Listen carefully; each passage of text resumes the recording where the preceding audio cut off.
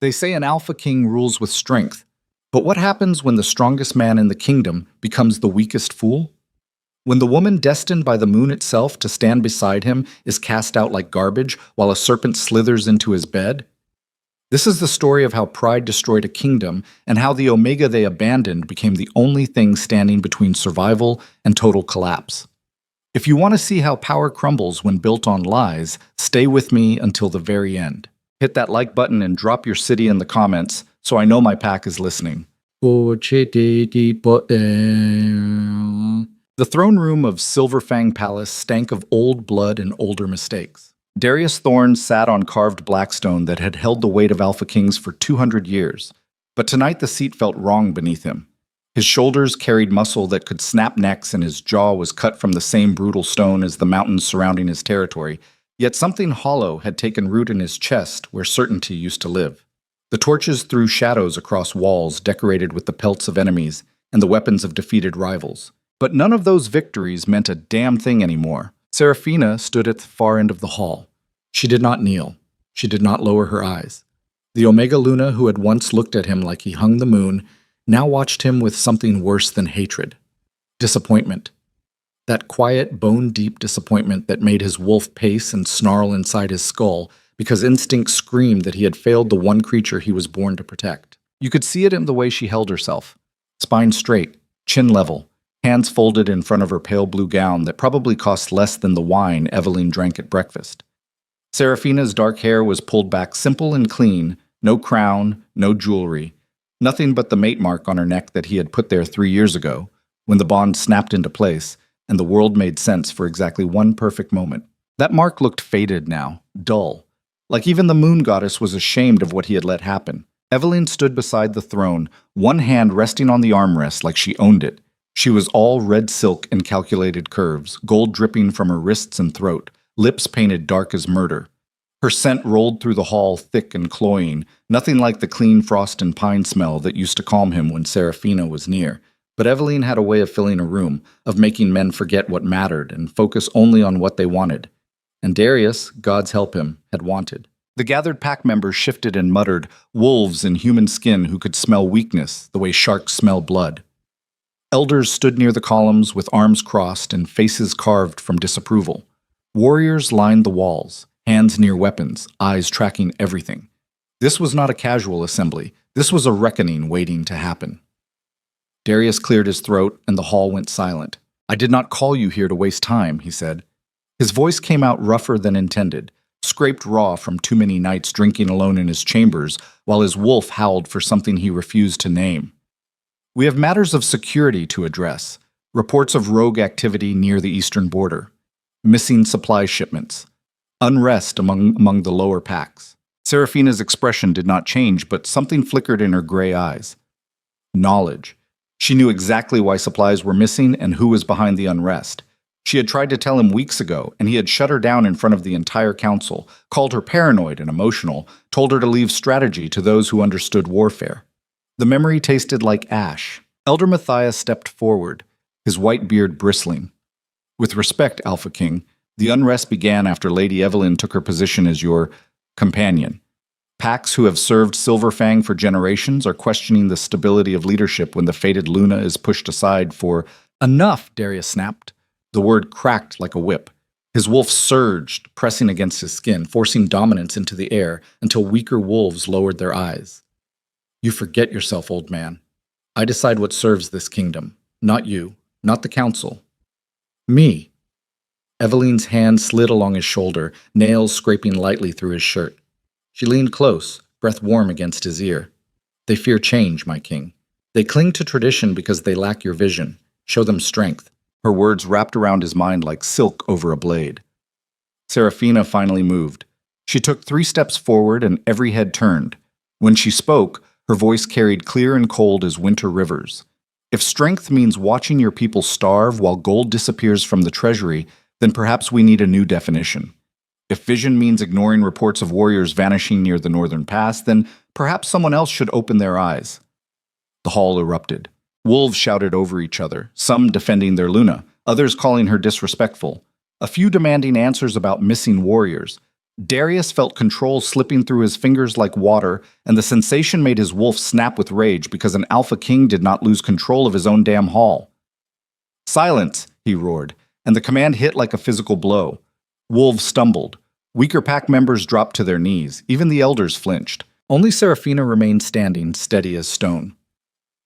"You will not disrespect this throne," Darius said, each word deliberate and cold. "You are Luna in name only because I have not yet severed the bond. But keep pushing, and I will cut you loose entirely, let you crawl back to whatever minor pack spawned you." Something broke in her eyes. Not tears. Seraphina did not cry anymore, something deeper. The last fragile thread of hope snapping clean. She bowed her head, not in submission, but in finality. "As you command, Alpha King." Then she turned and walked out, back straight, steps measured, leaving nothing but silence and the ghost of frost and pine that made his chest ache. Evelyn's smile was small and satisfied. "Well done, my love. The pack needs to see decisiveness." Darius said nothing. He stared at the doors Seraphina had disappeared through and wondered why victory felt so much like loss. Later that night, Darius found himself in the war room staring at maps he could not focus on. The room smelled of leather and old parchment, walls lined with strategies from campaigns his father and grandfather had waged. Silverfang had been built on strength, on alphas who led from the front and crushed anyone stupid enough to challenge their borders.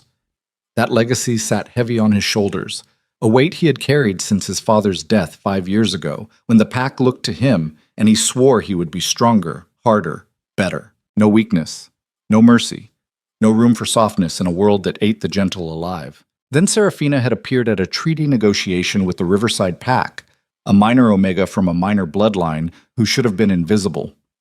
But when their eyes met across that table, something ancient and absolute clicked into place.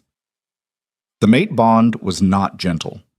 It was a wildfire that consumed everything else, a certainty that carved itself into his bones and made his wolf sing for the first time since childhood. He had claimed her that night under the full moon with the goddess as witness, brought her home to Silverfang, made her his Luna and his queen, and swore before every pack in the territory that she was his forever. 3 years. 3 years of waking up to frost and pine and quiet laughter. 3 years of her hand in his, her voice in his ear, her presence smoothing the jagged edges of kingship. She never asked for power or wealth, never demanded anything, just stood beside him and somehow made ruling feel less like drowning. Then Evelyn arrived, daughter of a wealthy Eastern pack, educated and cunning, offering trade agreements and political alliances that would strengthen Silverfang's position. She spoke his language, understood strategy, did not flinch when talk turned to blood and battle. Where Seraphina was soft words and gentle touches, Evelyn was sharp edges and ambitious fire. And somewhere in the late-night strategy sessions and shared victories, Darius had let himself forget what mattered. Evelyn said Seraphina was weak, said an Omega Luna made the kingdom look soft to their enemies, said a true Alpha needed a mate who could rule beside him with strength, not compassion. She whispered poison so sweetly he drank it down and called it wine. Now half his council would not meet his eyes, and warriors muttered in the training yards and supplies vanished while his queen, his fated mate, wandered the palace like a ghost. The door opened without a knock. Evelyn glided in wearing something dark and expensive, a bottle of imported whiskey in one hand and 2 glasses in the other. "You are brooding," she said, setting the glasses down and pouring generous measures. "It does not suit you." Darius took the offered glass and drank. The whiskey burned clean. The elders are restless. The elders are old and frightened of change. Evelyn settled into the chair across from him, crossing her legs with deliberate grace. They cling to Seraphina because she represents the old ways, soft leadership, emotional decisions. They do not understand that the world has become too dangerous for gentle queens. "She protected our southern border during the winter campaign," Darius said, surprising himself. "Organized supply lines when I was in the field. Half the warriors who survived that season say her planning saved them." Evelyn's smile was patient. "And you rewarded her efforts by keeping her as Luna. But gratitude is not the same as respect, my king. The pack follows strength. Right now they see a king divided between duty and sentiment. I am not divided." "Then prove it." Evelyn leaned forward, green eyes sharp. "The Blood Moon Assembly is in 3 weeks. Every pack in the territory will be watching. Show them you have moved beyond the past. Make your choice clear." Darius drained his glass and poured another. And what would you have me do? Cast her out entirely? Exile my fated mate like she means nothing? If that is what leadership requires, then yes. Evelyn's voice was steel wrapped in silk. You are Alpha King. Your strength is the kingdom's strength. Weakness anywhere is weakness everywhere. She rose, trailing fingers across his shoulders as she passed. Think on it, my love. The pack needs to see their king unshakable. Then she was gone, leaving only expensive perfume and doubt. Darius sat alone in the war room, staring at maps, his wolf pacing restless circuits in his mind. Somewhere in the palace, Serafina was probably awake too, staring at her own ceiling in whatever cold chamber she had been moved to when he stopped coming to their shared bed. His hand moved to the mate mark on his own neck. It ached. A constant low throb that never quite faded, like a wound that refused to heal because he kept tearing it open. Strength, he told himself. The kingdom needs strength. But his wolf only howled. Quote, 3 days before the Blood Moon Assembly, a young warrior named Kieran staggered into the palace courtyard at dawn, half dead and covered in blood that was not his own. Darius was in the training yard working through sword forms, trying to exhaust the restless energy that had been building for weeks. Sweat soaked through his shirt, despite the morning chill, and his muscles screamed, but the movement kept his mind focused on something other than gray eyes and disappointed silences. The shout went up from the gate guards. Kieran collapsed before he made it to the steps. Warriors rushed forward, catching him before his head cracked stone. Blood soaked through makeshift bandages wrapped around his torso and one leg bent wrong.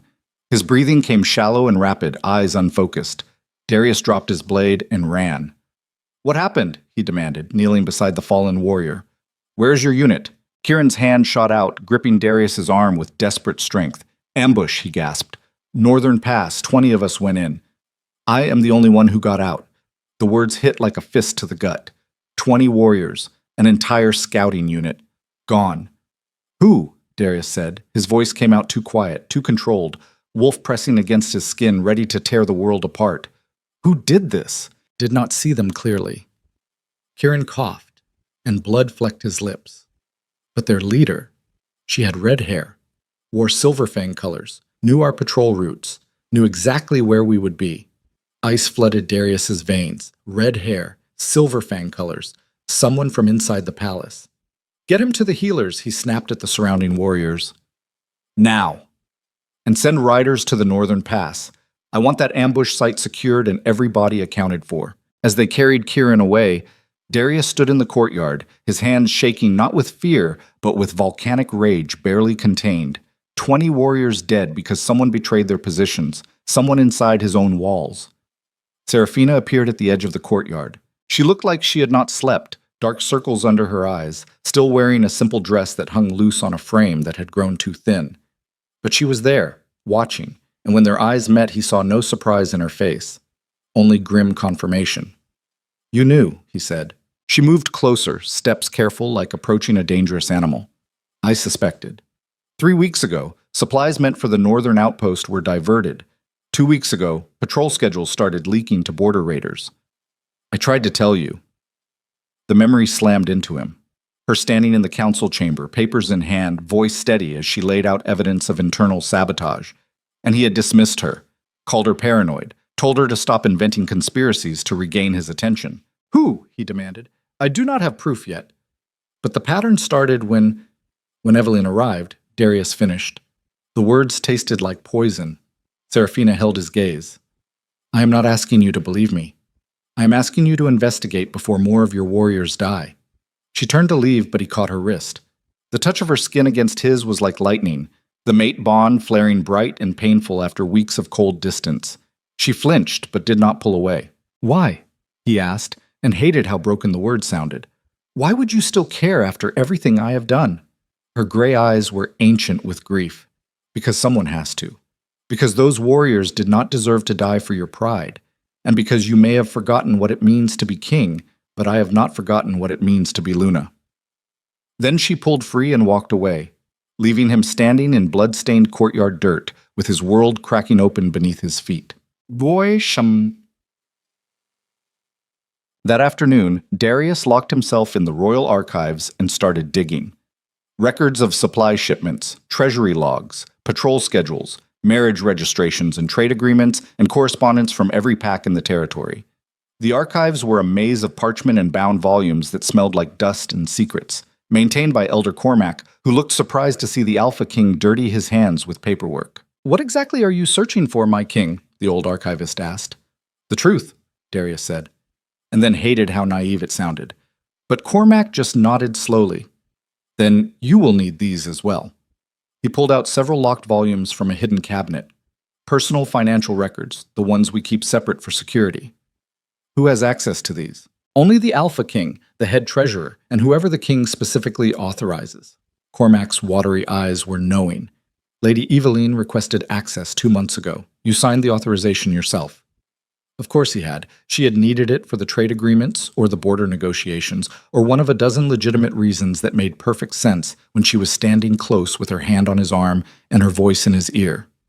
Darius cracked open the first volume. Numbers swam across the page. Gold coming in from taxes and trade. Gold going out for supplies, wages, infrastructure. It should have balanced clean, but the columns were wrong. Small amounts missing here and there, never enough to raise immediate flags, but adding up to staggering sums over months. He cross-referenced supply shipments. Grain meant for the northern packs diverted and sold to eastern merchants at profit. Weapons intended for border outposts rerouted to private buyers. Medical supplies meant for the healer's wing vanishing entirely. And every single discrepancy had been authorized by documents bearing the royal seal.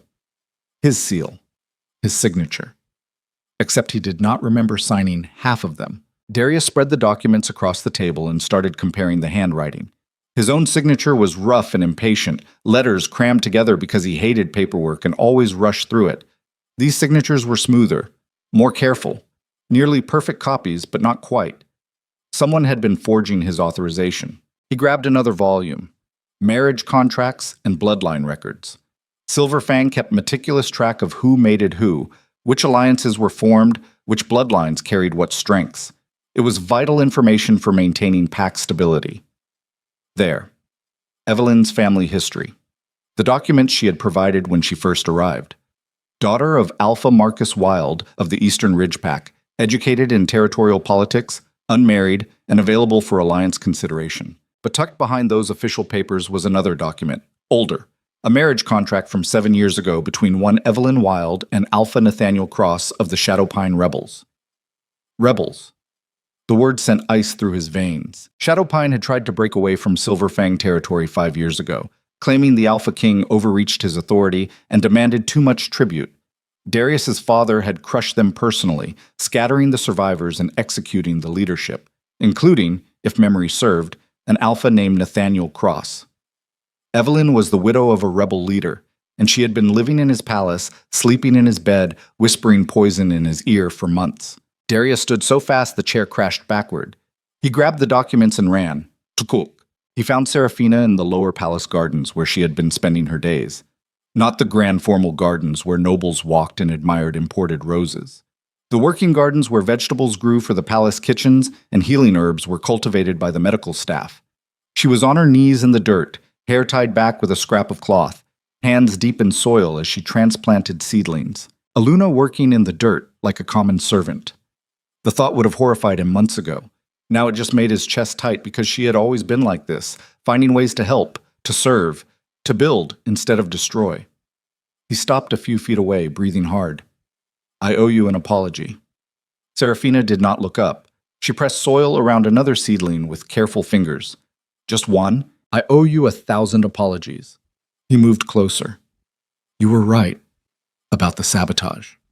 About the betrayal. About everything." She finally raised her head. Dirt smudged her cheek and her gray eyes were tired. "What did you find?" He handed her the documents. She read through them slowly, expression darkening with each page.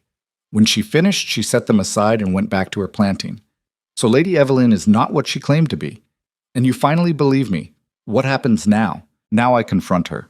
Darius knelt beside her in the dirt, not caring that mud soaked into his pants. "I arrest her for treason. I find out who she is working with and how deep the conspiracy runs. And then? Then I fix this." His hands clenched into fists.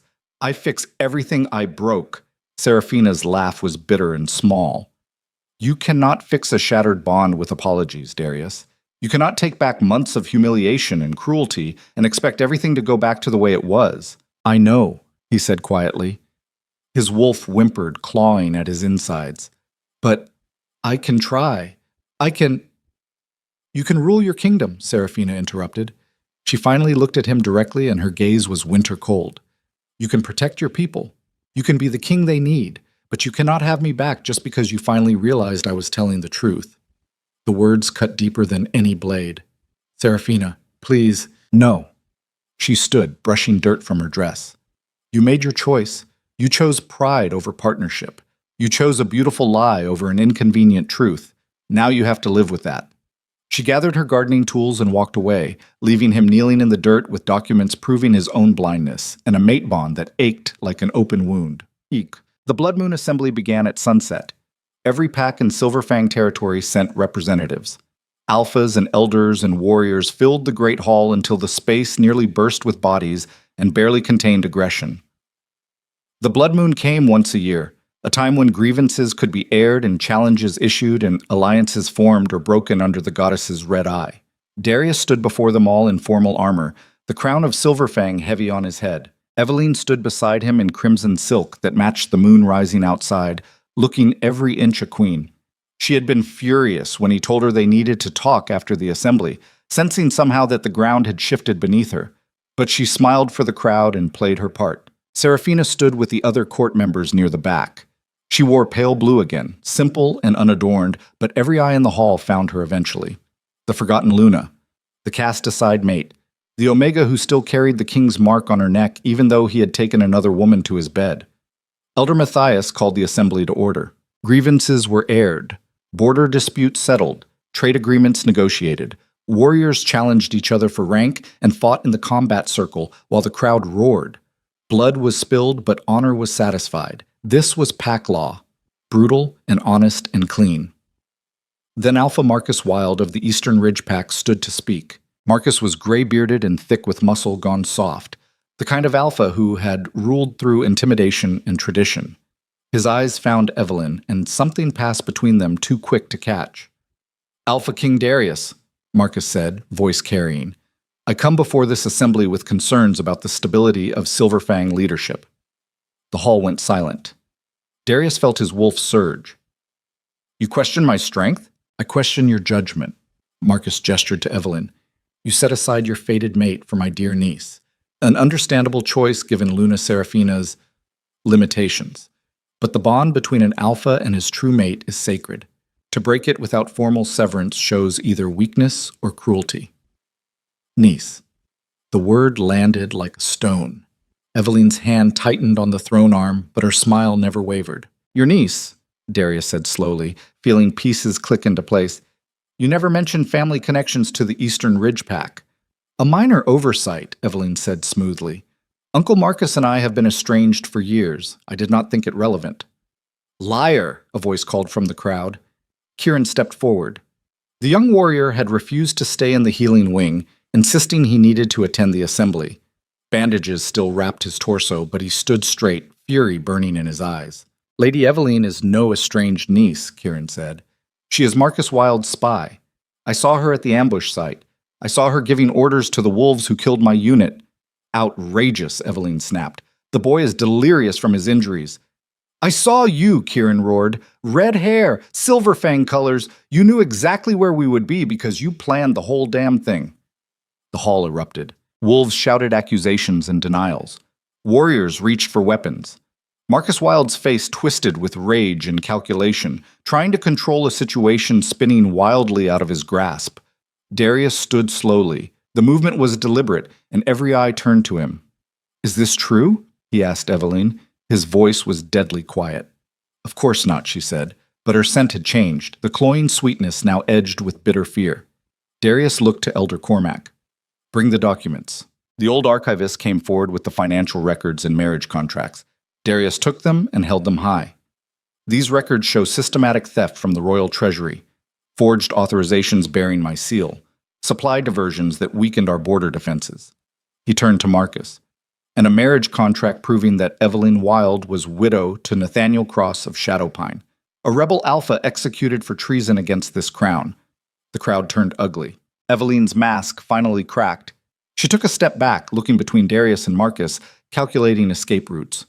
"You self-righteous fool," she hissed. "You were so easy to manipulate, so desperate to believe you were strong that you abandoned the one person who actually gave a damn about you." Marcus moved toward the door, but warriors blocked his path. "We came to weaken you from within," Evelyn continued, voice rising, "to destabilize Silverfang so the Eastern Pax could finally break free of your tyranny. And it almost worked. It would have worked if you had just been a little more stupid, a little longer." Seraphina stepped forward from the back of the hall. The crowd parted for her like water. She moved with quiet grace until she stood before the throne, and this time when she looked at Darius there was no disappointment, only cold determination. "You wanted proof," she said. "Here is your proof." She pulled documents from inside her dress. Lists of missing warriors, records of secret meetings between Marcus Wilde and rival alphas, correspondence detailing plans to fracture Silverfang territory and divide it among Eastern Pax. She looked at Evelyn. "I have been gathering evidence for months. Every lie you told, every treaty you undermined, every loyal wolf you had killed, all of it documented." "How?" Evelyn breathed. "Because someone had to actually protect this kingdom," Seraphina said simply. "And you made one critical mistake. You assumed an Omega Luna was too weak to matter. You forgot that we are the ones who hold families together, who keep communities alive, who see everything because no one thinks to hide from us." She turned to address the assembly. Lady Evelyn and Marcus Wilde conspired to destroy Silverfang from within. They planned to assassinate key supporters of the crown during this very assembly and use the chaos to install Marcus as new Alpha King. Her voice rang clear. "They used our king's pride against him, made him doubt his mate, made him weak when he thought he was being strong. And they nearly succeeded." The hall fell silent. Darius felt the weight of every eye on him, felt the judgment of his people, felt the crushing reality of how close he had come to destroying everything his bloodline had built. He looked at Seraphina and saw the future he had almost thrown away. Then he looked at Evelyn and saw only an enemy. "The sentence for treason is death," he said. But his wolf demanded worse. "You will be stripped of your name and your status. You will be marked as traitor and outcast, and you will be exiled beyond the northern borders to die slowly in the wilderness that does not forgive weakness." Evelyn lunged for him, claws extending, a last desperate attack. Seraphina moved faster. The Omega Luna, who everyone dismissed as weak and soft, met Evelyn mid-leap and drove her to the ground with shocking force. They hit stone hard, and Seraphina's hand closed around Evelyn's throat, pressing her down with a strength that made warriors step back in surprise. "You lose," Seraphina said quietly. Then she stood and let the guards drag Evelyn away. Marcus Wilde was seized along with 3 other Eastern Alphas who had been part of the conspiracy. The evidence was overwhelming. The judgment was swift. By the time the Blood Moon reached its apex, traitors had been stripped of their status and dragged beyond the borders to face whatever death found them first. The assembly dissolved into chaos and celebration. Wolves who had doubted their king now cheered his decisive action. Warriors who had mourned their lost brothers now had justice. The conspiracy was broken, and Silverfang stood strong. But Darius barely heard any of it. He stood alone near the throne, watching Seraphina speak quietly with the elders, organizing relief efforts for families who had lost warriors in the betrayal. She moved with calm efficiency, the same way she had always moved, fixing problems and healing wounds while everyone else focused on glory. She had saved him, saved the kingdom, saved everything he had been too blind and stupid to protect himself. And he had absolutely no idea how to tell her that his wolf was dying inside, howling for its mate, begging for one more chance that he knew he did not deserve. Near midnight, he found her in the gardens again. The blood moon cast everything in shades of red and shadow. Seraphina sat on a stone bench near the healing herbs, her hands folded in her lap, her face turned up to the sky. She did not turn when he approached. "You saved the kingdom tonight," he said. "I saved your people," she corrected. "Your kingdom was always going to survive because the people are stronger than any king." Darius sat beside her, leaving careful distance between them. "I was wrong. About everything. Yes. I let pride poison me. Let a beautiful lie seduce me. I cast aside the one person who mattered most and nearly destroyed us all. Yes. I do not know how to fix this," he admitted. The words came out raw. "I do not know how to make you believe that I see you now, that I understand what I lost, that my wolf is tearing me apart because the mate bond knows I failed you. Serafina finally looked at him. Her gray eyes were ancient with grief, but also something harder. Something that had been forged in months of humiliation and loneliness and quiet rage. You cannot fix this, Darius. You can only do better. What does that mean? It means you rule your kingdom. You protect your people. You become the king they deserve instead of the fool you have been. She stood. And I will do what I have always done. I will serve Silverfang. I will help the families you forgot. I will rebuild what your pride destroyed. But not as my mate? The question hung between them like a blade. Serafina's hand went to the mate mark on her neck. The bond still held. Faded but present. A connection that even months of cruelty had not completely severed. I do not know, she said finally. Ask me again when you prove you remember what it means to be worthy. Then she walked away into the red-lit darkness, leaving him alone with the moon and his wolf, and the terrible knowledge that he might have won the battle but lost the only war that mattered. Click. The next morning, enemy war drums sounded from beyond the eastern border. Runners came sprinting into the palace courtyard as dawn broke. Border scouts reported movement, not small raiding parties, full armies. At least 3 rival packs converging on Silverfang territory, moving fast, clearly coordinated. The conspiracy had been deeper than anyone realized. Marcus and Evelyn were pawns. Useful idiots meant to soften Silverfang from within, while true enemies gathered their strength. Now the hammer was falling and the kingdom was vulnerable, its warriors scattered, its leadership fractured, its Alpha King discredited in the eyes of his own people. Darius stood in the war room surrounded by maps and grim-faced strategists and the crushing weight of timing that could not be worse. How many? He asked. Hundreds, a scout reported. Maybe thousands. They move under the banners of Ironmaw, Bloodcrest, and Darkwater. 3 of the strongest packs outside Silverfang territory. This was the real endgame. Destabilize the kingdom, remove key warriors through sabotage and betrayal, then crush what remained with overwhelming force while Silverfang was still reeling. It was a brilliant strategy, and it was about to work. We cannot hold all 3 borders, Elder Matthias said quietly. Not with the warriors we lost and the defenses that were compromised. Then we choose where to make our stand, Darius said. He traced lines on the map, calculating terrain and supply lines, and where they had any chance at all. The Central Valley. We pull everyone back to the heartland. Make them come to us. That means abandoning the outer settlements, another elder protested. Hundreds of families live in those territories, and they will all die if we try to defend everywhere and succeed nowhere, Darius snapped. We evacuate who we can. We burn what we cannot take. And we make the Central Valley so costly that even if they win, they will be too broken to hold it. It was brutal mathematics, the kind of calculation that kept him awake at night. But it was also the only option that gave them a chance. The door opened. Serafina walked in without invitation. She wore travel clothes and her hair was tied back for work. Behind her came a group of Omegas and healers, all carrying supplies and determination. You forgot something, she said. The War Council turned to stare at the Omega Luna, who had been cast aside and humiliated, who should have been cowering in her chambers while warriors planned for battle. She moved to the map and studied it with sharp eyes. You are planning to abandon the outer settlements. Smart. But you are not planning for what comes after. Who evacuates the civilians? Who treats wounded warriors when your healers are spread thin? Who keeps supply lines organized so your army does not starve in the field? She looked directly at Darius. You need me.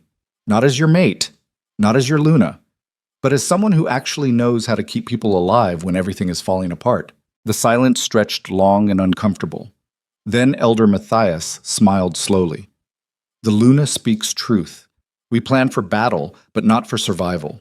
We need both.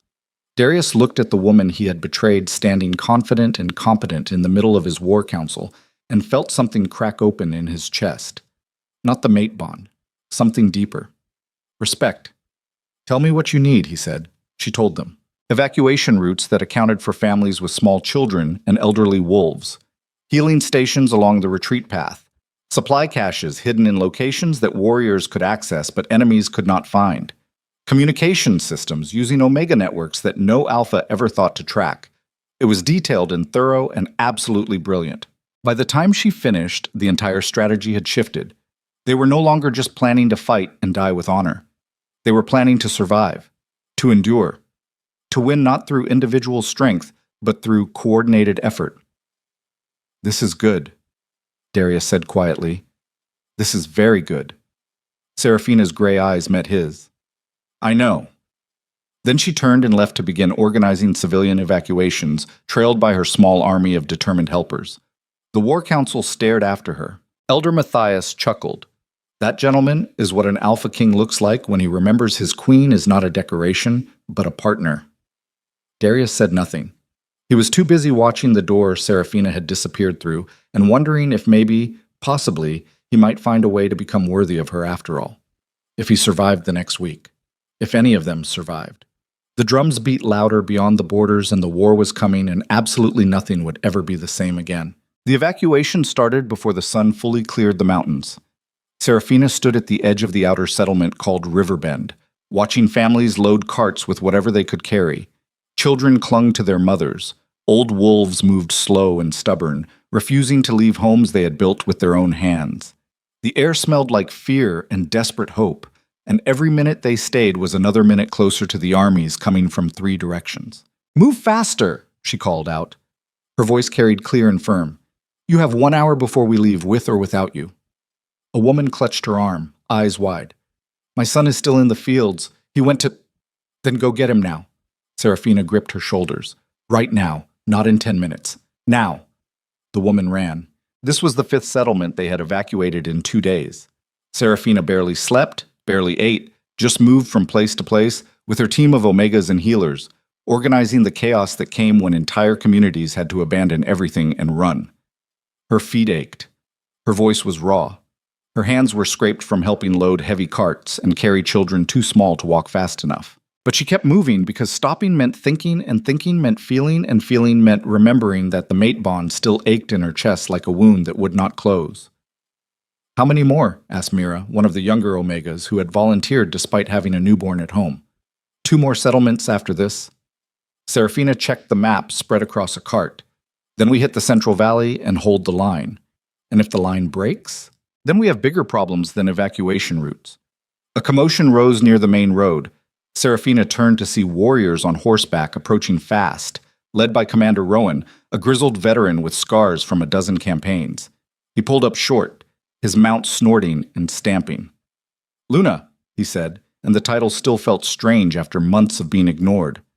"We have a problem. Tell me." "Ironmaw forces hit the eastern border 2 hours ago. They are moving faster than we expected. If the settlement is not clear in 30 minutes, you will be caught between the retreat and the enemy advance." 30 minutes.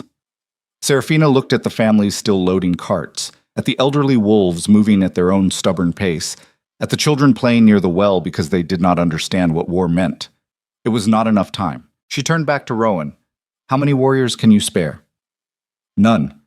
Every sword is needed at the valley fortifications. Then leave me 5 and take the rest. We will hold the road long enough to get these people out." Rowan's expression darkened. "With respect, Luna, 5 warriors cannot hold against what is coming. Then it is a good thing I am not asking them to hold. Just slow them down." She met his eyes. 30 minutes, Commander. That is all I need." The old warrior studied her for a long moment. Then he nodded sharp. "You heard the Luna. Davidson, Kira, Marcus, Finn, Tessa. You stay. The rest with me." The warriors split without argument. Rowan wheeled his horse and led the main force toward the valley at full gallop, leaving only 5 fighters and 1 Omega Luna to guard an entire settlement. Mira grabbed Serafina's arm. "This is insane. We should leave now. And abandon everyone too slow to keep up?" Serafina pulled free. "That is not who we are." She turned to address the settlement. "Listen up. You have 30 minutes to finish loading and get on the road. Anyone not ready leaves everything behind and runs. Children and elderly first. Strong wolves help your neighbors.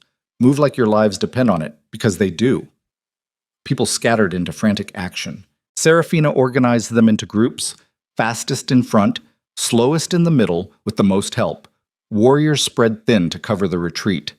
It was brutal triage, deciding who got assistance and who had to manage on their own, but there was no room for sentiment when time was measured in heartbeats. 20 minutes passed. The settlement was half empty. Carts rolled down the road toward the Central Valley, leaving behind homes and memories and entire lives. Some wolves wept. Others moved in grim silence. A few looked back at what they were abandoning, and you could see pieces of them breaking. Serafina felt it too, the weight of responsibility, the knowledge that she was asking people to give up everything because a war they never wanted had arrived at their doorstep. But she did not stop moving. 10 minutes. Smoke rose in the distance. The enemy was burning as they advanced, destroying anything that might give Silverfang a strategic advantage later. The message was clear. This was not just conquest. This was annihilation. The last families loaded their carts. Serafina did a final sweep through empty homes, checking for anyone left behind. She found an old wolf sitting in his kitchen, arms folded, jaw set. "I am not leaving," he said. She recognized him.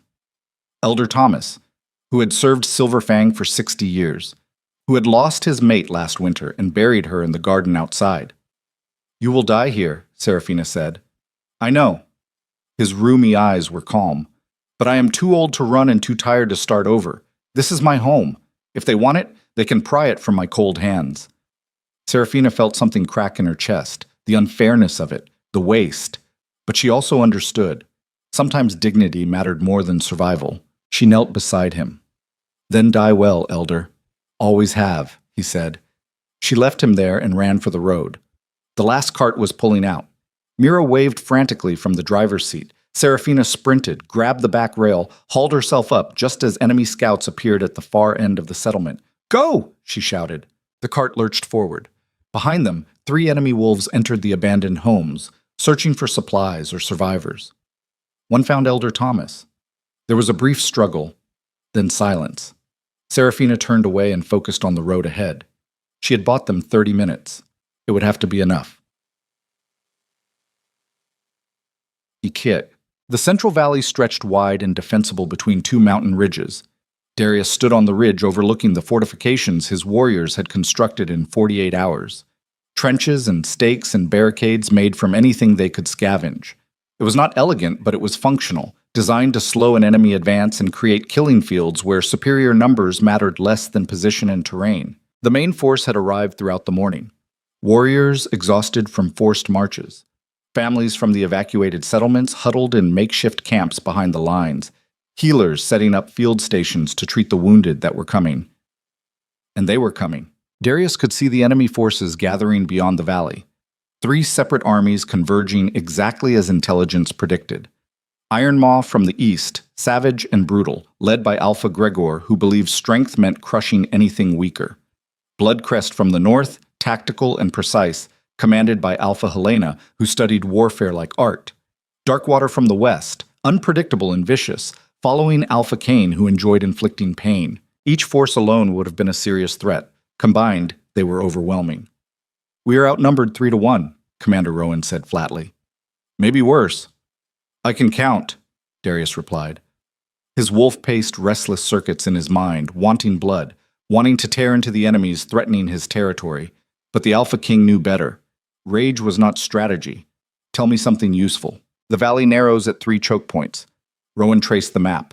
"If we hold those positions, we can force them into terrain where numbers do not matter as much. And if we lose a choke point, then we fall back to the next one and hope we bleed them enough that they decide Silverfang is not worth the cost." Hope. Darius hated that word. Hope was what you relied on when planning failed.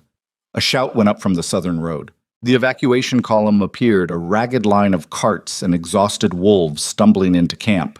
Darius watched them arrive, saw the relief on faces when they realized they had made it, saw children collapse into their parents' arms, saw old wolves simply sit down in the dirt because their legs would not carry them another step.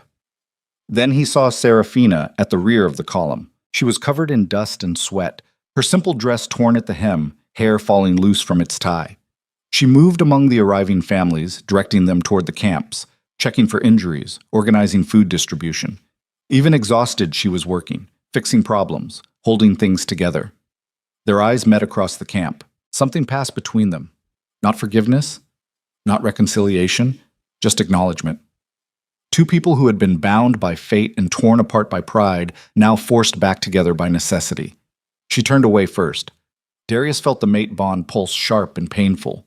His wolf whimpered, but there was no time for that now. No time for anything except the war that was about to crash down on them like an avalanche. He returned his attention to the map and started giving orders. Yem. The first attack came at dusk. Iron Maw forces hit the eastern choke point with brutal directness. No finesse, no strategy, just wave after wave of warriors charging the fortifications, trying to overwhelm through sheer aggression. Darius fought in the front line because that was what Alpha Kings did. His claws ripped through enemy flesh. His jaws closed on throats. Blood sprayed hot across his face, and the wolf inside him sang with savage joy because this was what they were built for. Not politics or manipulation, just honest violence against enemies who wanted to destroy everything he protected. "To your left!" Rowan shouted. Darius spun and caught an Iron Maw warrior mid-leap. They crashed together, rolling across blood-slick ground. The enemy was strong, but Darius was stronger, fueled by fury and desperation. He slammed the warrior's head against stone until movement stopped. Then he was up and moving, looking for the next threat. The battle was chaos. Individual fights blurring together into one continuous roar of violence. Warriors fell on both sides. The wounded screamed. The dying went silent. The fortifications held but barely, groaning under constant assault. Darius caught a glimpse of Commander Rowan rallying defenders on the barricade. Saw young warriors fighting with terror and courage mixed together. Saw his people bleeding and dying to hold a line that might break at any moment. "Fall back," he roared. "To the second position. Now!" Warriors retreated in controlled chaos, dragging wounded with them. Iron Maw forces surged forward, thinking they had broken through, then hit the second line of defenses and discovered the retreat had been planned. Archers opened up from elevated positions. Trapped between fortifications and cliffs, the enemy advance stalled. Alpha Gregor himself appeared at the front, a massive wolf with silver-shot fur and scars covering half his face. He saw Darius and charged. They met in the center of the killing field. It was brutal and personal. Two alphas trying to tear each other apart while their forces battled around them. Gregor was older but experienced, every move efficient and deadly. Darius was younger, but carrying the weight of everything he had lost, and everyone counting on him. They broke apart, circling, both bleeding. "You cannot win this," Gregor snarled. "Surrender now and I will make your death quick. Come take it then." They crashed together again. Darius felt ribs crack, tasted blood. His vision went red at the edges, but he kept fighting because stopping meant dying, and dying meant failing everyone who had trusted him despite everything he had done wrong. He found an opening. His jaws closed on Gregor's throat and bit down hard. The old alpha thrashed, claws tearing into Darius's sides, both of them locked together in a death grip. For a moment, it could have gone either way. Then Gregor went limp. Darius dropped the body and stood over it, panting, blood dripping from a dozen wounds. Around him, Iron Maw forces saw their alpha fall, and the fight went out of them. They retreated in disorder, leaving their dead behind. The first wave was broken. But it was only the first. Guys, Serafina worked through the night in the healing tents. Wounded warriors kept arriving in waves. Stab wounds and crush injuries and burns from oil fires. Some would survive with treatment. Others were dying slowly, beyond even the healer's skills. She moved among them with calm efficiency, prioritizing who could be saved and who needed comfort in their final moments. It was brutal work. Her hands were covered in blood. Her dress was ruined. The smell of death filled her nose until she stopped noticing it. "Luna," one of the younger healers called. "This one is critical." Serafina moved to the indicated cot and found a warrior she recognized, Finn, one of the 5 who had stayed behind to help with the evacuation. His chest was torn open, breathing labored and wet. She knelt beside him. "Hey, Finn, stay with me." His eyes found her. Did we hold?" "You held. Everyone got out because of you." "Good." He coughed and blood bubbled at his lips. That is good." She held his hand while he died. It took 3 minutes. 3 minutes of labored breathing and failing strength while she sat there unable to do anything except bear witness. When it was over, she closed his eyes and moved to the next patient because there was always a next patient. Hours blurred together. At some point, Darius appeared in the tent entrance. He was covered in blood and dirt, limping slightly, his eyes hollow with exhaustion. Their gazes met across the rows of wounded and dying. He opened his mouth like he wanted to say something. She turned back to her patient before he could. Whatever words he had were not worth the time it would take to hear them, not when warriors were bleeding out. Not when the next attack could come at any moment. Not when the mate bond ached in her chest like a reminder of everything that had broken between them. Darius stood there for another moment. Then he left. Seraphina kept working and told herself the hollow feeling in her chest was just exhaustion. Mom. The second attack came 2 hours before dawn. Bloodcrest forces hit the northern choke point with precision and discipline. No wild charges. Careful probing attacks designed to find weaknesses in the defenses. Alpha Helena commanded from the rear, directing her warriors with tactical efficiency that turned the battle into a chess match. Darius was on the wall when the attack began. He had refused treatment for his wounds from the first battle. Just let the healers wrap the worst cuts and got back to the front line. His body was failing, but his wolf would not let him stop. Could not stop. Because every moment he rested was another moment his people faced death alone. They are targeting the supply lines, Rowan observed. See how they probe left, then feint right. Helena is trying to cut us off from the camp. Then we stop her. Darius signaled for a countermove, sending fast warriors to flank the enemy advance. The battle was different from Iron Maw's assault. Quieter, more deliberate, but just as deadly. Bloodcrest warriors moved in coordinated units, supporting each other, pressing advantages when they found them and retreating before losses mounted too high. It was the kind of warfare that ground armies down through attrition. Hours passed. The sky lightened from black to gray. Warriors on both sides were exhausted, moving on instinct and desperation. The fortifications held but only barely, and everyone knew the Third Army had not even committed yet. Darkwater was waiting. Alpha Cain was playing a longer game, letting Iron Maw and Bloodcrest weaken Silverfang's defenses before committing his own forces. It was smart, ruthless. Exactly what Darius would have done in his position. The northern attack finally broke at dawn, not because Bloodcrest was defeated, but because Helena decided the cost was too high. She pulled back in good order, leaving minimal casualties behind, preserving her strength for later. It was frustrating because it meant they were still there, still dangerous, just waiting for another opportunity. Darius climbed down from the wall and nearly collapsed. Rowan caught him. You need rest, Alpha King. No time. There is always time. The commander's grip was firm. Your people need you alive more than they need you heroic. Rest now or fall later.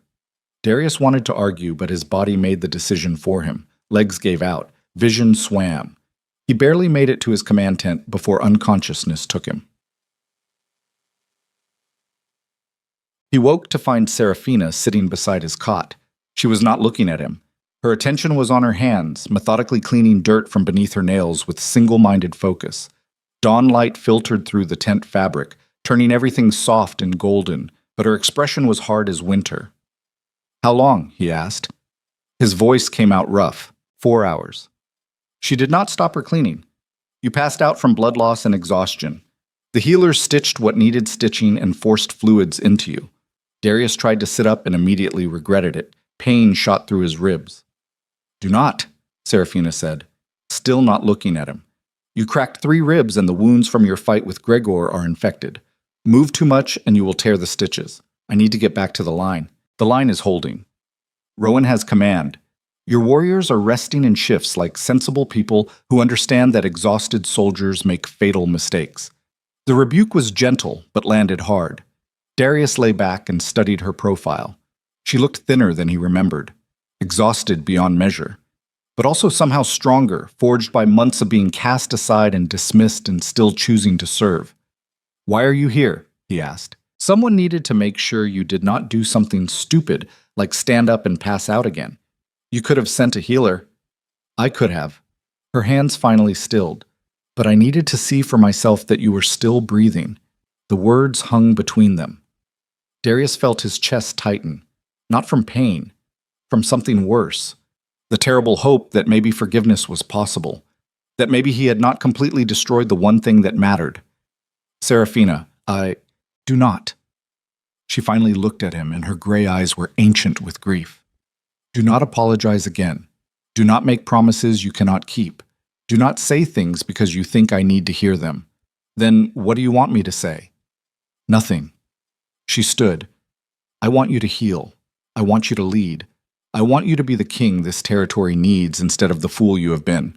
Words are cheap, Darius. Show me through action or do not bother at all. She moved toward the tent entrance, but he caught her wrist.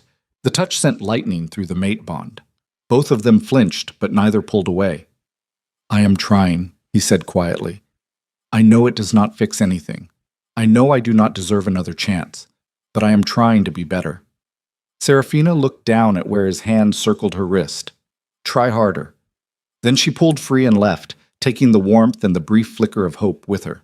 Darius lay alone in the tent, listening to distant sounds of camp activity, feeling the mate bond ache like an open wound. His wolf whimpered and paced and demanded he go after her. Fix this. Make it right. But there was no making it right. There was only surviving long enough to maybe prove he could be worthy of a second chance he absolutely did not deserve. The third attack came at noon. Darkwater forces hit all 3 choke points simultaneously with coordinated savagery. Alpha Cain had been watching, learning, waiting for the perfect moment when Silverfang's defenders were exhausted and stretched thin. Now he committed everything, and the valley turned into absolute chaos. Darius fought through pain and infection, his body screaming protest with every movement, but stopping meant dying, and dying meant letting everyone down, so he pushed through and kept fighting. The western choke point collapsed first. Darkwater warriors poured through the breach like floodwater, flanking the northern position. Silverfang defenders scrambled to respond, but they were too tired, too few, pressed on too many sides. "Fall back!" Darius roared. "Everyone to the central fortification, now!" The retreat was barely controlled chaos. Warriors grabbed wounded and ran. Civilians fled from camps as enemy forces got closer. The carefully planned defensive positions were abandoned one after another as Darkwater pressed the attack with vicious efficiency. Darius found himself fighting rearguard action with a handful of warriors, buying time for others to escape. His vision blurred red. Ribs ground together with every movement. Infected wounds leaked blood and pus, but he kept moving because the alternative was unthinkable. Alpha Cain himself appeared through the chaos. He was lean and cruel, his smile wide and wrong, eyes bright with the joy of inflicting pain. He saw Darius and laughed. The mighty Alpha King brought low. "This is delicious." They clashed. Cain was fresh while Darius was dying on his feet. The fight was brutal and one-sided. Darius landed hits, but Cain shrugged them off, while every blow the Darkwater Alpha landed felt like it might be the last one. Darius went down hard. Cain stood over him, claws extended for the killing blow. "Any last words, King?" Darius spat blood. "Go to hell. You first." The blow never fell. Serafina appeared out of nowhere, moving faster than any Omega should be able to move. She hit Cain from the side with a knife in each hand, driving both blades into gaps in his armor. The Darkwater Alpha roared and backhanded her. She flew 10 feet and hit the ground hard. Darius surged up on pure instinct, his wolf taking control. He caught Cain mid-turn, and they crashed together. It was no longer tactical, just 2 predators trying to kill each other while the world burned around them.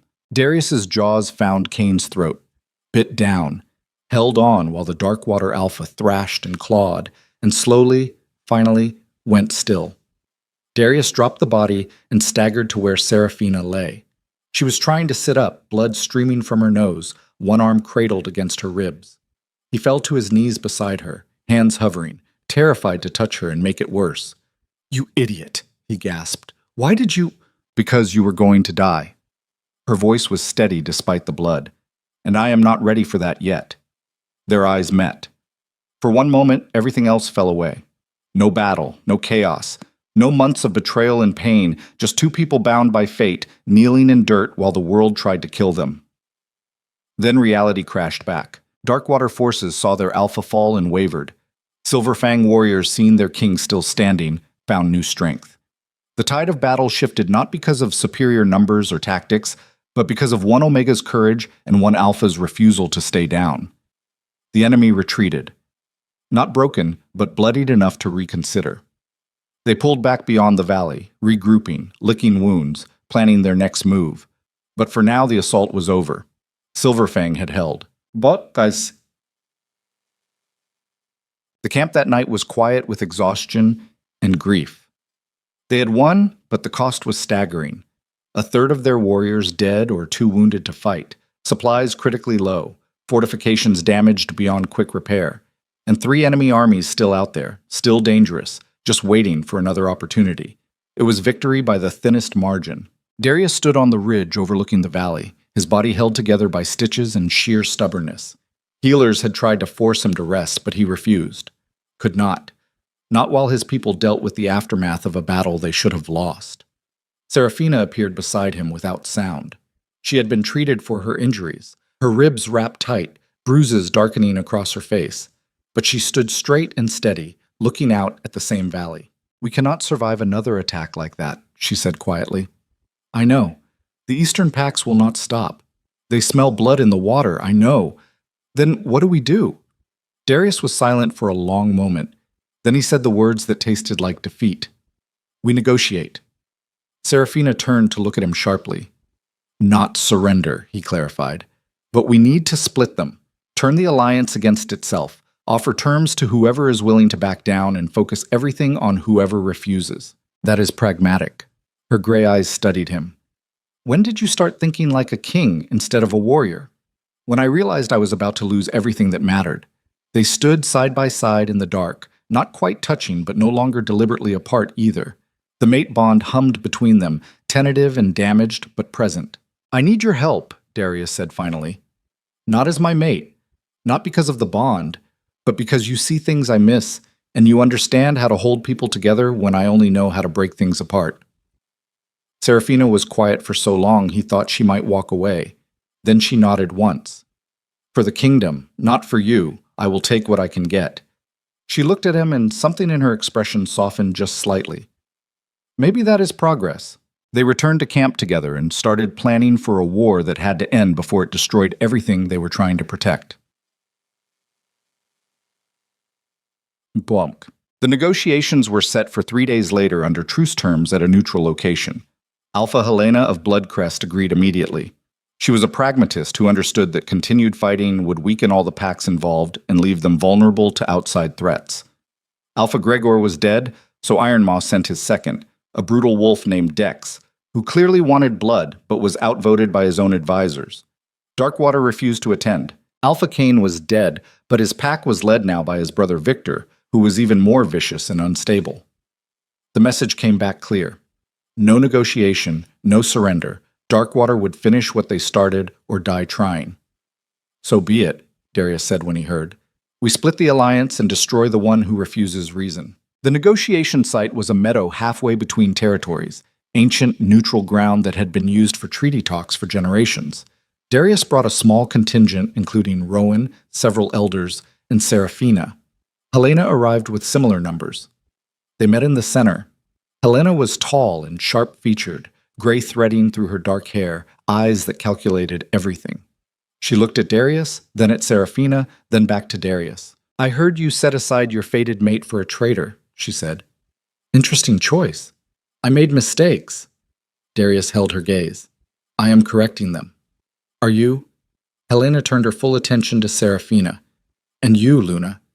You stand beside a king who humiliated you publicly. Where is your pride?" "My pride is intact," Seraphina said calmly. "My focus is on protecting my people. If that means working with someone who wronged me, then that is what I do." Helena smiled slowly. "I think I like you." She addressed Darius again. "Here are my terms. Bloodcrest withdraws from the conflict. In exchange, you grant us favorable trade agreements and cease interference in our border management." "Acceptable," Darius said. "What else?" Helena glanced at Seraphina.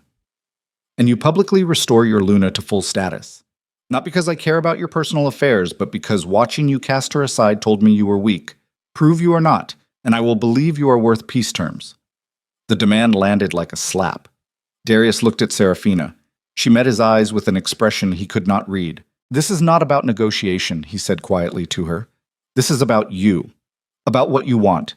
I will not use restoring your status as a bargaining chip unless you agree." Seraphina was silent for a long moment. Then she turned to Helena. "Your terms are acceptable. But understand this. I do not need him to restore me. I have restored myself. Any recognition from the Alpha King is just making official what has already become reality."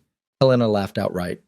"Oh, I definitely like you." She extended her hand to Darius. "We have an agreement." They sealed it with blood and witnessed oaths. Bloodcrest would withdraw. Ironmaw, having lost their alpha, would follow Bloodcrest's lead. That left only Darkwater and their suicidal determination to finish the war. One enemy instead of 3. Survivable odds. As they prepared to leave the meadow, Helena pulled Seraphina aside. A word of advice, Luna. That mate of yours is trying. Most males never manage even that much. What you do with it is your choice, but do not mistake effort for worthlessness. Seraphina nodded slowly. Thank you. They rode back to camp as the sun set, painting the valley in shades of red and gold. Darius kept glancing at Seraphina, wanting to say something, not knowing what words could possibly matter. She broke the silence first. When this is over, we need to talk. About what? About whether there is anything left to salvage. Her gray eyes were tired. Or whether we just accept the bond is broken beyond repair and move forward separately.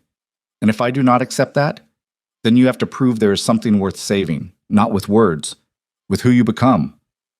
The words settled heavy in his chest. That night, Darius stood in his tent, staring at maps and trying to plan for a final battle against an enemy who would not stop until everyone was dead. His body ached. His wolf was restless. The mate bond throbbed like an infected wound. But beneath all of it, buried deep, was the first real spark of hope he had felt in months. Because Seraphina had not said no.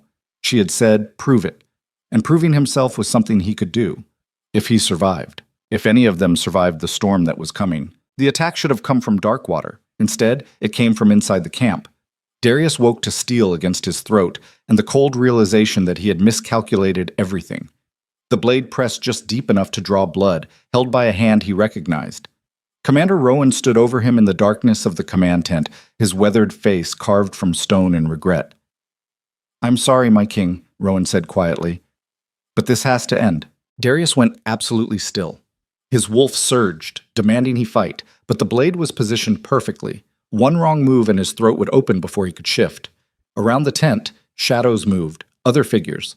At least 5 warriors, all people he trusted, all holding weapons pointed at him. His mind raced through possibilities and came up empty. This was not Darkwater. This was not external enemies. This was his own people turning against him in the dark. What is this? He said. His voice came out steady despite the blade. This is pragmatism. Rowan's grip did not waver. We cannot win this war, not against Darkwater, not with the forces we have left. The only way Silverfang survives is if we give them what they want. And what do they want? You, dead. Your head delivered to Victor as proof that Silverfang accepts new leadership. In exchange, Darkwater withdraws and the kingdom endures. Understanding crashed through Darius like ice water. This was not a spontaneous rebellion. This was a negotiated surrender. These warriors had been talking to the enemy, making deals, planning his execution while he bled and fought and tried to hold everything together. The betrayal cut deeper than any blade. How long? He asked. Since the second battle. Rowan's expression was granite. When it became clear you were leading us to annihilation, when your pride and your broken mate bond became more important than the survival of your people. My pride. Darius felt something cold and terrible coiling in his chest. I negotiated peace with Bloodcrest. I split the enemy alliance. I have been trying to save this kingdom. You have been trying to prove yourself worthy of a mate you destroyed, Rowan said flatly. Every decision filtered through guilt instead of strategy. We need a king who leads with clarity, not someone drowning in regret. The words landed like physical blows because there was truth buried in them. Ugly, brutal truth that Darius had been avoiding. His focus had been divided, his judgment clouded. He had been trying to be a better man while the war demanded he be a ruthless king, and now his own warriors were going to kill him for it. Who else? Darius asked. How many are part of this? Enough. Rowan shifted his weight. The elders know. Half the remaining warriors support it. Even some of your inner circle believe this is the only path forward. Does Seraphina know? The question came out before Darius could stop it. Pathetic and desperate. His wolf howled at the thought that she might have been part of planning his death, that the mate bond he had shattered so completely would lead her to choose the kingdom over the man who had betrayed her. Rowan's expression flickered, something almost like pity. No. The Luna knows nothing. This decision was made to protect her as much as the kingdom. Why? Because she still believes in you, you damned fool. Rowan's voice cracked slightly. She still thinks you can be saved, but the rest of us know better. We know that sometimes the king has to die so the kingdom can live. Darius closed his eyes, felt the blade against his throat, felt his wolf raging impotently. felt the weight of every mistake and every failure pressing down until he could barely breathe. This was how it ended, not in glorious battle against external enemies, but murdered by his own people because he had failed them so completely they saw his death as mercy. "Do it then," he said quietly. "Make it clean." Rowan raised the blade. The tent exploded inward. Serafina came through the entrance like a storm, moving faster than Darius had ever seen her move. She hit Rowan from the side with her full weight, knocking him away from Darius. The blade clattered across the floor. The other warriors surged forward, but she was already moving, positioning herself between them and the Alpha King. "Stand down," she commanded. Her voice carried absolute authority. "Luna, this does not concern you," Rowan said, climbing to his feet. "The hell it does not." Serafina's gray eyes blazed.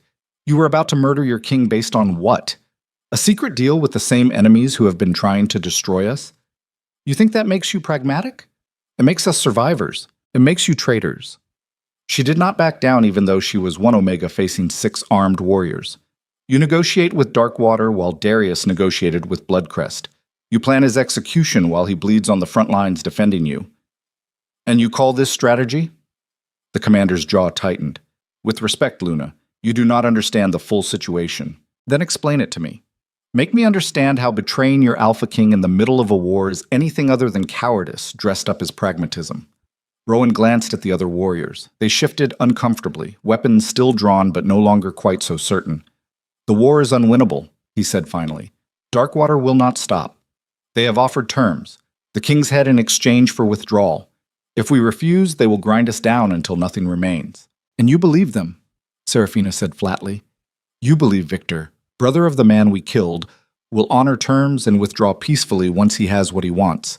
He gave his word under witness oath." "His word." She laughed, bitter and sharp.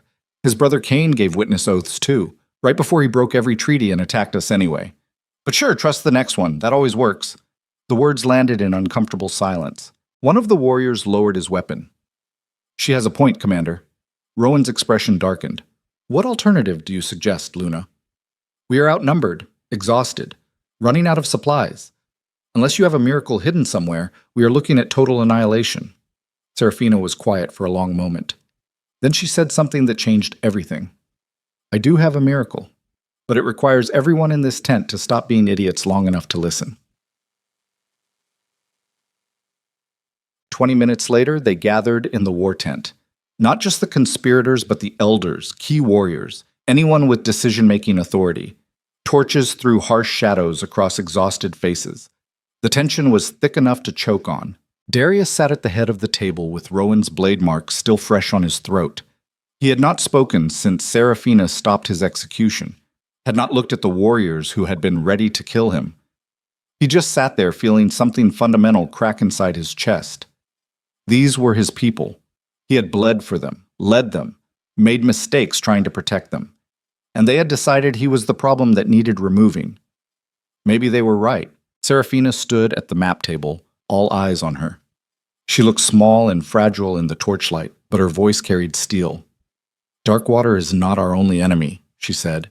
"They are the obvious threat, the one making noise and drawing attention. But there is another player in this game, one who has been moving pieces quietly while everyone focused on the battle." "What are you talking about?" Elder Matthias asked. She pulled out documents from inside her dress. Letters, financial records, things she had apparently been gathering while everyone else was focused on survival. "Bloodcrest agreed to withdraw too easily," she said. "Helena is a pragmatist, but she is not soft. She would not have backed down unless she had another plan." She spread the documents across the table. "These show communications between Bloodcrest and several neutral pacts. Offers of territory and resources. Promises of protection." "From what?" Rowan demanded. "From whoever wins this war." Serafina met his eyes. "Helena is positioning herself to swoop in after Silverfang and Darkwater destroy each other. She gets the territory without the cost. Smart, ruthless. Exactly what I would do in her position." The room went silent as people absorbed the implications. "So we have been fighting the wrong enemy," one of the elders said slowly. "We have been fighting multiple enemies while they play us against each other." Serafina pointed to the map. "But here's the thing about complicated conspiracies. They have weak points, and Helena's weak point is that she needs both sides to keep fighting. If we collapse too early, or if Darkwater withdraws, her entire strategy falls apart. How does that help us? Darius asked. His voice came out rougher than intended. Seraphina finally looked at him. Something passed between them. Not forgiveness, not reconciliation. Just two people who had been bound by fate, recognizing that survival mattered more than pride. It helps us because we are going to do something she does not expect, Seraphina said. We are going to ally with Darkwater. The room erupted. Warriors shouted over each other.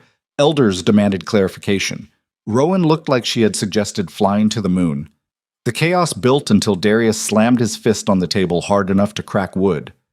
Explain, he said. Seraphina's gray eyes never left his. Darkwater wants you dead because you killed Cain. Personal vendetta. But Victor is not stupid. He knows that fighting us weakens his pack, makes them vulnerable to exactly the kind of opportunistic grab Helena is planning. If we can convince him that Bloodcrest is the real threat, that we were both being manipulated, we can turn this into a three-way standoff instead of a two-front war. And why would he believe us? Rowan said flatly. Because I will go to him personally and lay out the evidence. Seraphina's voice was calm. Because I am the cast-aside Luna who has no reason to lie for a king who humiliated her. Because sometimes the most believable messenger is the one with nothing to gain from the message. Absolutely not. The words came from Darius before he could stop them.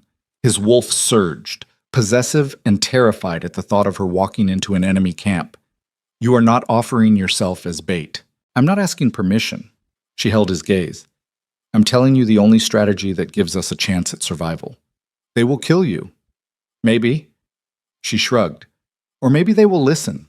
Either way, it is better than watching this kingdom tear itself apart from the inside. The room fell silent. Darius stared at the woman who was supposed to be his mate, his queen, his other half, the woman he had cast aside and broken. Now she was volunteering to walk into almost certain death to save people who had turned against him. The unfairness of it made his chest tight. Why? He asked quietly. Why would you do this after everything I did to you? Seraphina's expression softened slightly. Because someone has to think beyond personal grievances. Because this kingdom is bigger than you and me and our damaged bond. Because I am Luna, and protecting my people is what I do regardless of whether my king deserves it. The words cut deep but also sparked something in his chest. Not hope. Something harder. Determination. If you go, I go with you, Darius said. No. Yes. He stood slowly, feeling every injury and exhaustion. You are right that a cast-aside Luna is a believable messenger, but you need the king there to make formal treaty offers. To show that Silverfang is serious, you mean you need to protect me. I mean we do this together, or not at all. Seraphina studied him for a long moment. Then she nodded once. Together, then. Rowan cleared his throat. With respect, this is insane. It is, Seraphina agreed. But so was planning to murder your king based on promises from people who have been lying since this started. At least my plan does not involve betraying our own. The commander flinched. Darius looked around the room at warriors and elders who had been ready to kill him hours ago, saw doubt and shame and desperate hope mixed together on exhausted faces. Anyone who wants to leave can do so now, he said. No judgment, no punishment. But if you stay, you follow my command. No more secret deals, no more conspiracies. We survive together or we die together, but we do it honestly. No one moved. After a long moment, Rowan drew his blade and laid it on the table in front of Darius. I was wrong, my king. I let desperation cloud my judgment. If you choose to execute me for treason, I will not resist. Darius looked at the blade, felt his wolf demand blood and justice, but he also felt the weight of leadership and the knowledge that perfect vengeance was a luxury they could not afford. Keep your blade, Commander. We need every warrior we have. But if you ever put steel to my throat again, I will tear it out personally. Understood. Darius turned to Seraphina. When do we leave? To dawn. She was already moving, organizing supplies, drafting messages. We approach under Truce Banner and hope Victor is smart enough to listen before he kills us. And if he is not, then we die. But at least we die trying. They left at first light with an escort of 5 warriors and a white truce banner that felt pathetically fragile against the weight of what they were attempting. The ride to Darkwater territory took most of the day. They moved through devastated landscape, past burned settlements and abandoned camps, evidence of a war that had already cost too much. Darius rode beside Seraphina in silence, hyper-aware of her presence, of the mate bond humming quiet and damaged between them. She had saved his life. Again. Not because she forgave him, but because she was better than he deserved. The thought sat heavy in his chest. They reached the Darkwater camp at dusk. It was massive, easily 3 times the size of Silverfang's forces. Warriors moved through organized chaos, weapons being sharpened, supplies distributed, the machinery of war humming with brutal efficiency. They saw the truce banner approach and word spread fast. By the time Darius and Seraphina reached the command area, they were surrounded by hostile wolves barely restrained from attacking. Victor emerged from the central tent. He looked like his brother, but harder, meaner. Where Cain had been cruel with enjoyment, Victor was cruel with purpose. His eyes tracked over Darius with open contempt, then settled on Seraphina with something uglier. The fallen king and his cast-aside mate, Victor said. This should be entertaining. We come under truce to discuss terms, Seraphina said clearly. She did not flinch under his gaze. Terms that benefit both our packs. There are no terms. Victor circled them slowly, predator examining prey. You killed my brother. The only acceptable outcome is your death and the dissolution of Silverfang territory. That is what Helena wants you to believe, Seraphina said. Victor stopped. What did you say? She pulled out the documents and handed them over. Helena of Bloodcrest has been manipulating this entire conflict. She wants Silverfang and Darkwater to destroy each other so she can claim the territory without cost.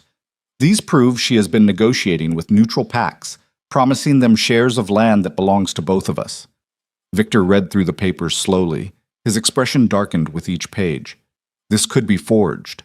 It could be, Seraphina agreed. But why would we forge documents that make us look like fools? Why would the cast-aside Luna risk walking into your camp to share intelligence that helps our mutual enemy? Victor's eyes narrowed. What exactly are you proposing? A temporary alliance? Seraphina's voice was steady. We combine forces. March on Bloodcrest together before Helena can consolidate her position. Divide her territory between our packs and establish clear borders. After that, if you still want blood, we can settle it honorably instead of being played like idiots. The Darkwater Alpha looked at Darius. And you agree to this? Darius met his gaze. My Luna speaks with my full authority. If she says this is our best path forward, I trust her judgment. Something flickered in Victor's expression. Surprise, maybe? Or respect for the show of unity. You cast her aside publicly, he said. Now you expect me to believe you trust her completely? I made mistakes, Darius said. His voice carried across the camp. I let pride and manipulation poison my judgment. I abandoned the one person who actually deserved my loyalty. But I'm trying to be better.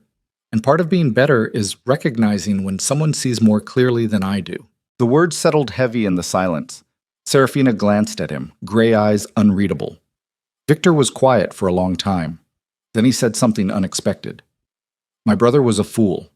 He thought strength meant inflicting pain. He died because he could not see past his own cruelty. He looked at Darius. You killed him in honest combat. That is not murder. That is warfare. If I execute you for it, I am admitting Cain was too weak to defend himself. So you will consider the alliance, Seraphina pressed. I will verify your intelligence. If it proves accurate, we talk. If you are lying, I will kill you both slowly. Victor gestured to his warriors. Escort them to guest quarters. Under guard. They are not prisoners, but they are not free either. As they were led away, Darius leaned close to Seraphina. You just gambled both our lives on incomplete intelligence. I know, she said quietly, but it was a better gamble than watching Rowan slit your throat or waiting for Darkwater to overrun us. What if you are wrong? Then we die together. She glanced at him. Would that be so terrible? The question hung between them as they were locked in a tent under heavy guard. Two people bound by fate and separated by betrayal, now gambling everything on a strategy that required trusting enemies more than allies. 2 days passed. They were kept under close watch, but not mistreated. Food was provided. Medical supplies for Darius's lingering injuries. But mostly they sat in tense silence while Victor's scouts verified the intelligence Seraphina had provided. Darius watched her during those long hours. The way she moved. The quiet competence even in captivity. The The strength that had always been there, but he had been too blind to see. You were right, he said on the second evening. About everything. Serafina was braiding her hair, hands moving through the familiar motions. I usually am. You just never bothered to listen. I am listening now. Too late for it to matter. She finished the braid and tied it off. We are partners in survival, nothing more. Is that truly what you want? She finally looked at him. What I want is irrelevant. We are here because the kingdom needed saving, and you are too busy drowning in guilt to see the bigger picture. That does not mean the bond is repaired. It means I am doing my duty. The word should have hurt, did hurt, but beneath the pain was understanding. She was protecting herself, building walls because he had proven he could not be trusted with her heart. I will spend the rest of my life proving I can be better, he said quietly. Maybe. Her gray eyes were ancient with grief. Or maybe you will just find new ways to fail. Either way, I am not holding my breath. Before he could respond, the tent flap opened. Victor stood there, several documents in hand. His expression was carved from cold fury. Your intelligence was accurate. Helena has been playing both sides against each other while positioning to claim everything. She even had the audacity to send me a message expressing sympathy for my loss and offering alliance terms that would have left Darkwater as her subordinate. So you believe us, Serafina said. I believe Helena is a manipulative snake who needs to be dealt with before she becomes an existential threat. Victor's smile was sharp and cold. Congratulations. You have your alliance. We march on Bloodcrest at dawn. Tight. The combined army was a terrifying sight. Silverfang and Darkwater forces merged into a single massive war machine. Wolves who had been killing each other days ago now marched side by side toward a common enemy. It was uncomfortable and tense, but also brutally effective. They hit Bloodcrest territory like an avalanche. Helena had been caught completely off guard. She had expected both sides to keep bleeding each other while she positioned for the endgame. Instead, she faced a unified force that outnumbered her 2-1 and was absolutely furious at being manipulated. The battle was short and vicious. Bloodcrest warriors fought well, but they were overwhelmed. Strategic positions fell one after another. Supply lines collapsed. Within hours, Helena's carefully constructed alliance was in full retreat. Darius fought in the front lines, his wolf finally unleashed without restraint. This was clean violence. Honest warfare against an enemy who deserved it. No complicated politics, no internal betrayals, just strength against strength. He caught glimpses of Serafina throughout the chaos. She had stayed back with the healers as planned, but even from a distance he could feel her presence through the damaged mate bond. Steady, unshakable, the foundation that held everything together while warriors like him did the bleeding. By nightfall, they had pushed deep into Bloodcrest heartland. Helena herself appeared on the battlefield, desperate and cornered. She was a skilled fighter, but she was fighting against fate now. Victor and Darius converged on her position together, two alphas who had been enemies now united in eliminating a common threat. She went down hard but took 3 warriors with her before the end. When it was over, Victor stood over her body and spat blood, manipulative to the last. He looked at Darius. Your mate has a dangerous mind, King. Be grateful she uses it in your favor. I am, Darius said. They divided Bloodcrest territory as agreed. Clear borders, trade terms, mutual non-aggression. It was not friendship, but it was functional peace, which was more than either pack had expected to achieve. As they prepared to return to their respective territories, Victor pulled Darius aside. One more thing. He gestured to where Serafina was organizing medical supplies for the journey home. You broke that bond through pride and stupidity. If you do it again, I will kill you myself. Not because I care about your personal life, but because the world needs more Lunas like her, and fewer fools like you. Understood, Darius said. Make sure you do. Tut. The journey back to Silverfang territory was quieter than the march out. Warriors were exhausted but triumphant. They had survived. Against impossible odds, through betrayal and manipulation and near-total collapse, they had emerged intact. Stronger even. United in ways that only shared trauma could forge. Darius rode beside Serafina, hyper-aware that they were approaching the moment where everything would be decided. The war was over. The external threats eliminated or negotiated into peace, which meant they could no longer hide behind survival and strategy. They had to face what was broken between them. When we get back, he started. Do not, she interrupted. Do not make promises or grand declarations. Just show me through action or do not bother. What if my actions are not enough? She was quiet for a long time. Then I will have spent my life serving a kingdom I love with a king I respect but do not trust. That is survivable. Not ideal, but survivable. And the bond? The bond will either heal or it will not. She looked at him directly. I cannot force myself to forgive you just because you want redemption. That is not how it works. I know. Good. Then we understand each other. They rode in silence the rest of the way, two people bound by fate and separated by choices that could not be unmade, heading home to a kingdom that had survived, but not without cost. They reached Silverfang as the sun set, painting the valley in shades of blood and gold. The camp erupted in celebration. Warriors who had stayed behind rushed to greet returning fighters. Families reunited. Wolves howled triumph into the growing dark. The war was over and they had won, and that was enough for tonight. Darius stood apart from the celebration, watching his people rejoice, feeling empty despite the victory. Rowan approached slowly. My king, I owe you. An apology that cannot fix what you broke, Darius interrupted. He was too tired for anger. You tried to murder me. You negotiated with enemies behind my back. You decided your judgment mattered more than loyalty. Rowan's jaw tightened. Yes, and you were not completely wrong. Darius met his eyes. I had been leading with my emotions instead of clarity, making decisions filtered through guilt and shame instead of strategy. You saw that weakness and tried to protect the kingdom from it. That does not excuse treason. No, but it explains it. Darius was quiet for a moment. You will remain as commander. We need experienced leadership, and I need people willing to challenge me when I lose perspective. But if you ever raise a blade to me again for any reason short of me becoming an actual tyrant, I will end you. Understood. Rowan hesitated. The Luna saved you. She stopped me when I had already decided. I know. She is the better half of your reign, my king. Remember that. Believe me, Darius said quietly. I remember it every single day. Rowan left and Darius stood alone in the growing dark, watching Seraphina move through the celebrating crowd, offering comfort and healing and steady presence to people who had almost lost everything. She was magnificent, always had been. He had just been too blind to see it. Elder Matthias appeared at his elbow. A word, Alpha King? Darius nodded. The old wolf gestured toward the ridge overlooking camp. They walked in silence until they stood away from the noise and celebration. You won the war, Matthias said. But you are losing your queen. I know. Then fix it. I am trying. Darius felt exhaustion settling deep in his bones.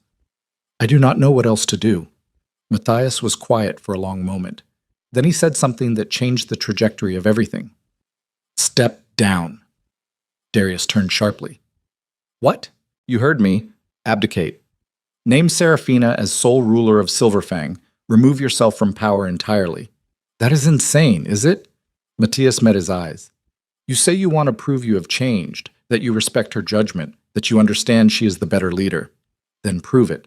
Give her the throne. Show her and everyone else that you mean it. The words landed like hammer blows. Step down. Abdicate. Give up the only thing he had ever known, the legacy of his bloodline, the crown he had been raised to wear. Just walk away. His wolf howled in protest at the thought, but another part of him, the part that had been growing stronger since Seraphina stopped Rowan's blade, whispered that maybe this was exactly what needed to happen. Maybe the kingdom did not need him to be king. Maybe it just needed him to stop destroying the person who actually should be. I will think about it, Darius said finally. Matthias nodded. Do not think too long. Time is a luxury, and forgiveness is not infinite. The elder left, leaving Darius alone on the ridge, staring down at his kingdom and contemplating a choice that terrified him more than any battle. Give up power, give up control, give up everything he had been raised to be. To become what exactly? He did not know. But as he watched Seraphina move through the camp below, healing and helping and holding everything together with quiet strength, he realized that maybe finding out was the only path left that mattered. Darius did not sleep that night. He stood on the ridge overlooking Silverfang territory and watched dawn break across the valley, painting everything in shades of gold and blood. His body ached from wounds that had not fully healed. His mind raced through possibilities that all led to the same impossible conclusion. And his wolf paced restless circuits in his chest, torn between the instinct to dominate and the growing understanding that dominance had never been the answer. Elder Matthias's words echoed in his skull. Step down. Abdicate. Give her the throne.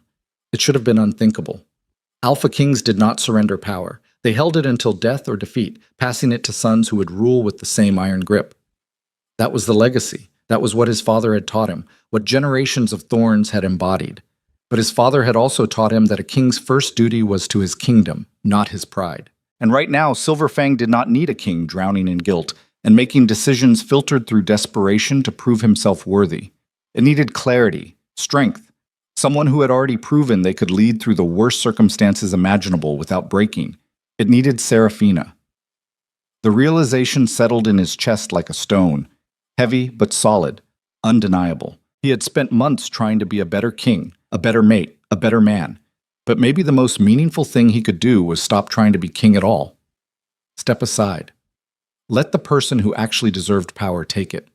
Prove through action instead of words that he finally understood what mattered. His wolf howled protest. This was surrender. This was weakness.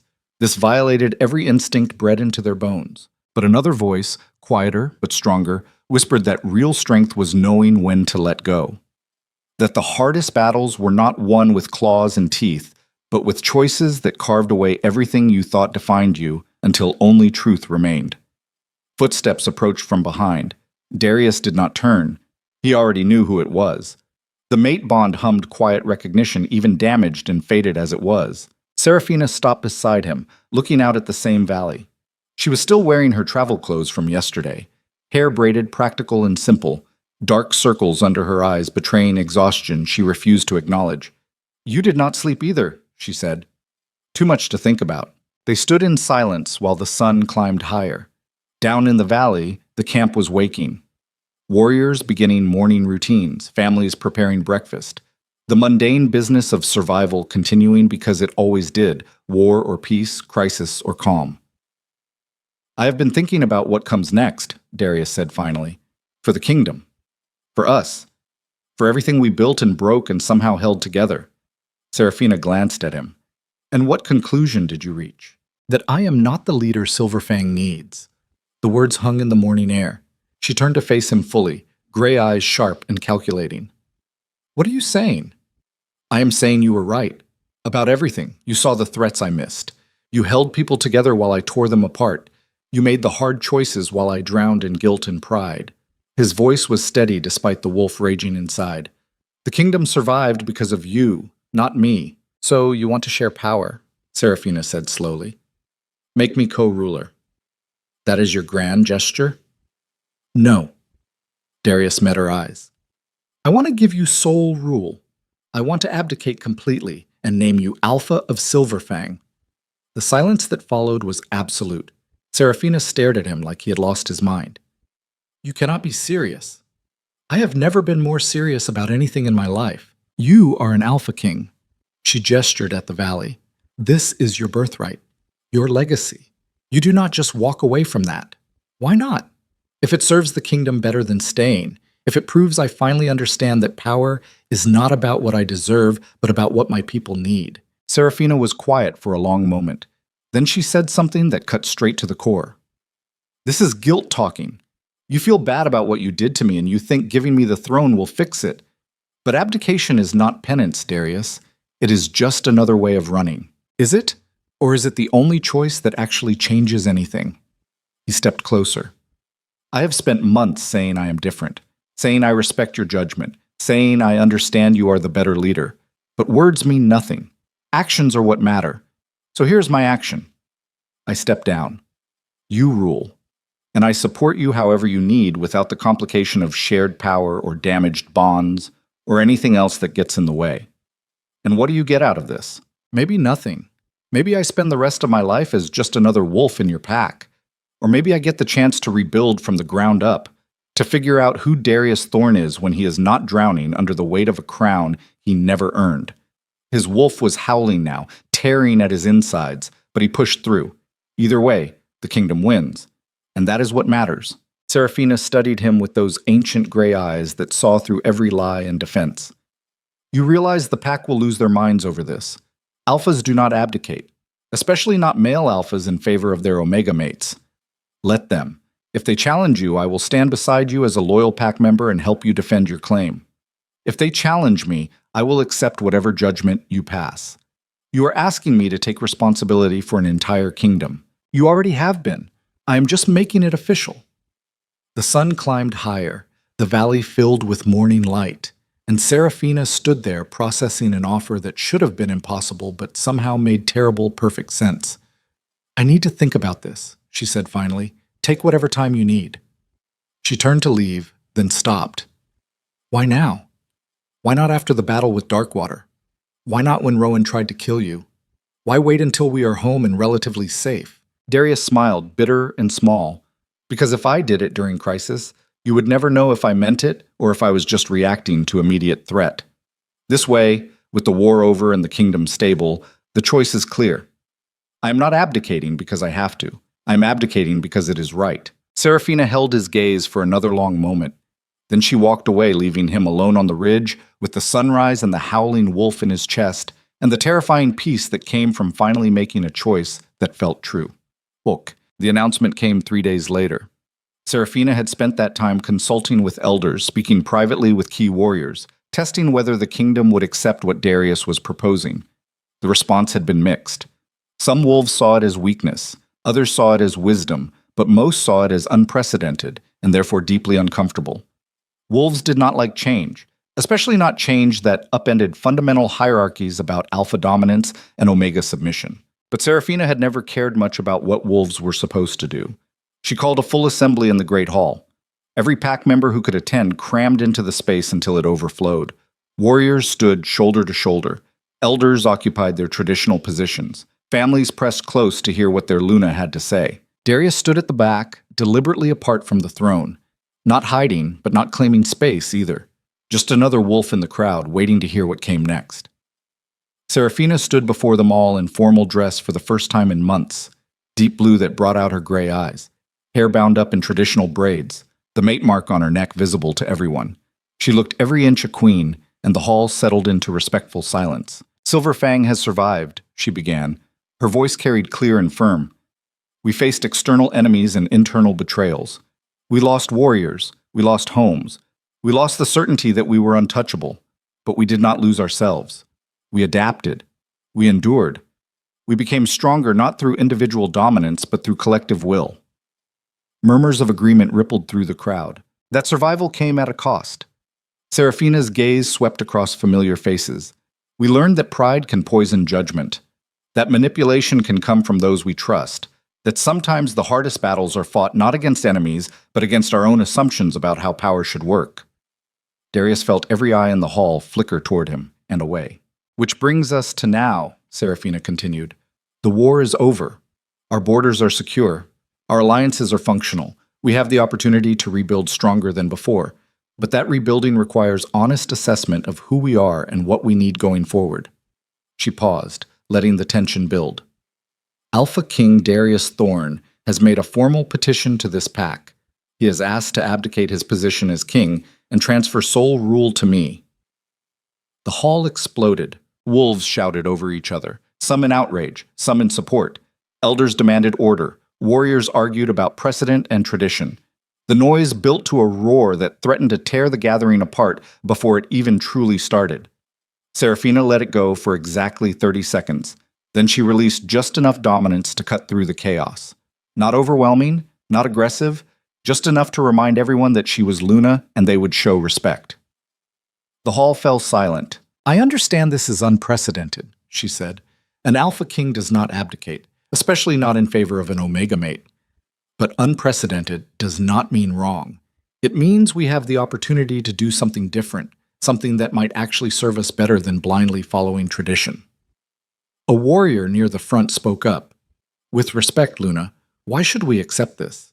The king made mistakes, but he corrected them. He led us through the war. Why remove him now? Because leadership is not about what you deserve for past actions.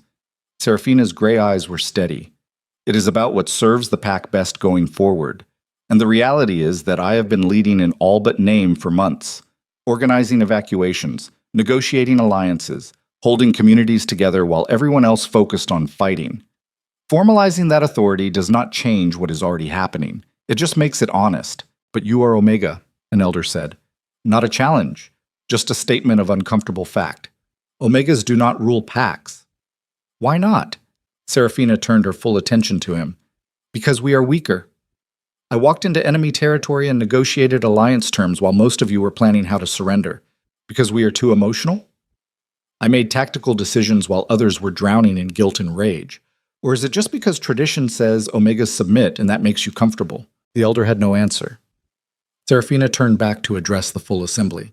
I am not asking you to follow me because I am Omega or Alpha or anything else. I'm asking you to follow me because I have proven I can lead, that I will put this pack first even when it costs me personally, that I will make hard choices without breaking under the weight of them. She paused. And because the person who wore this crown before me believes I will do it better than he did. Darius stepped forward from the back of the hall. Every head turned.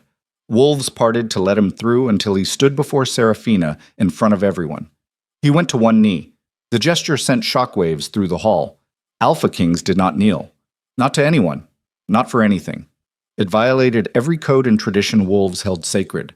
But Darius knelt before his mate and his queen and spoke loud enough for everyone to hear. I have been king for 5 years. In that time I have made decisions that nearly destroyed this pack. I let pride poison my judgment.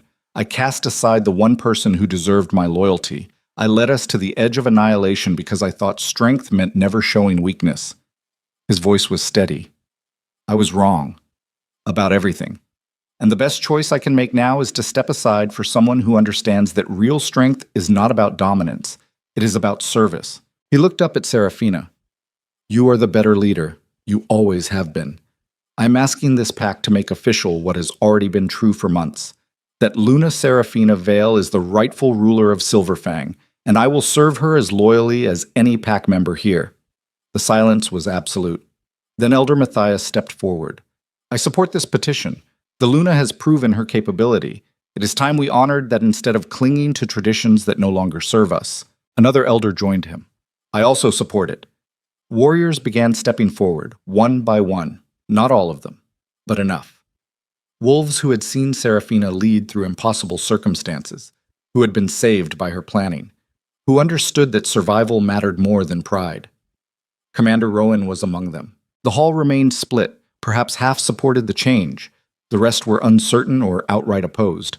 But it was enough to matter. Enough to show that this was not just Darius's guilt talking, but genuine recognition of what Seraphina had accomplished. She looked down at Darius still kneeling before her. Then she turned to the assembly. I accept the petition, she said. From this moment, I claim sole rule of Silverfang territory. Any wolf who challenges this claim may do so now or forever accept my authority.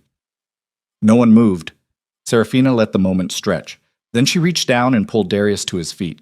Not gently, not with affection, just a functional gesture between pack members. You are released from the crown, she said formally. But you are not released from service. You will answer to my command like any other wolf in this pack. Do you accept these terms? I do.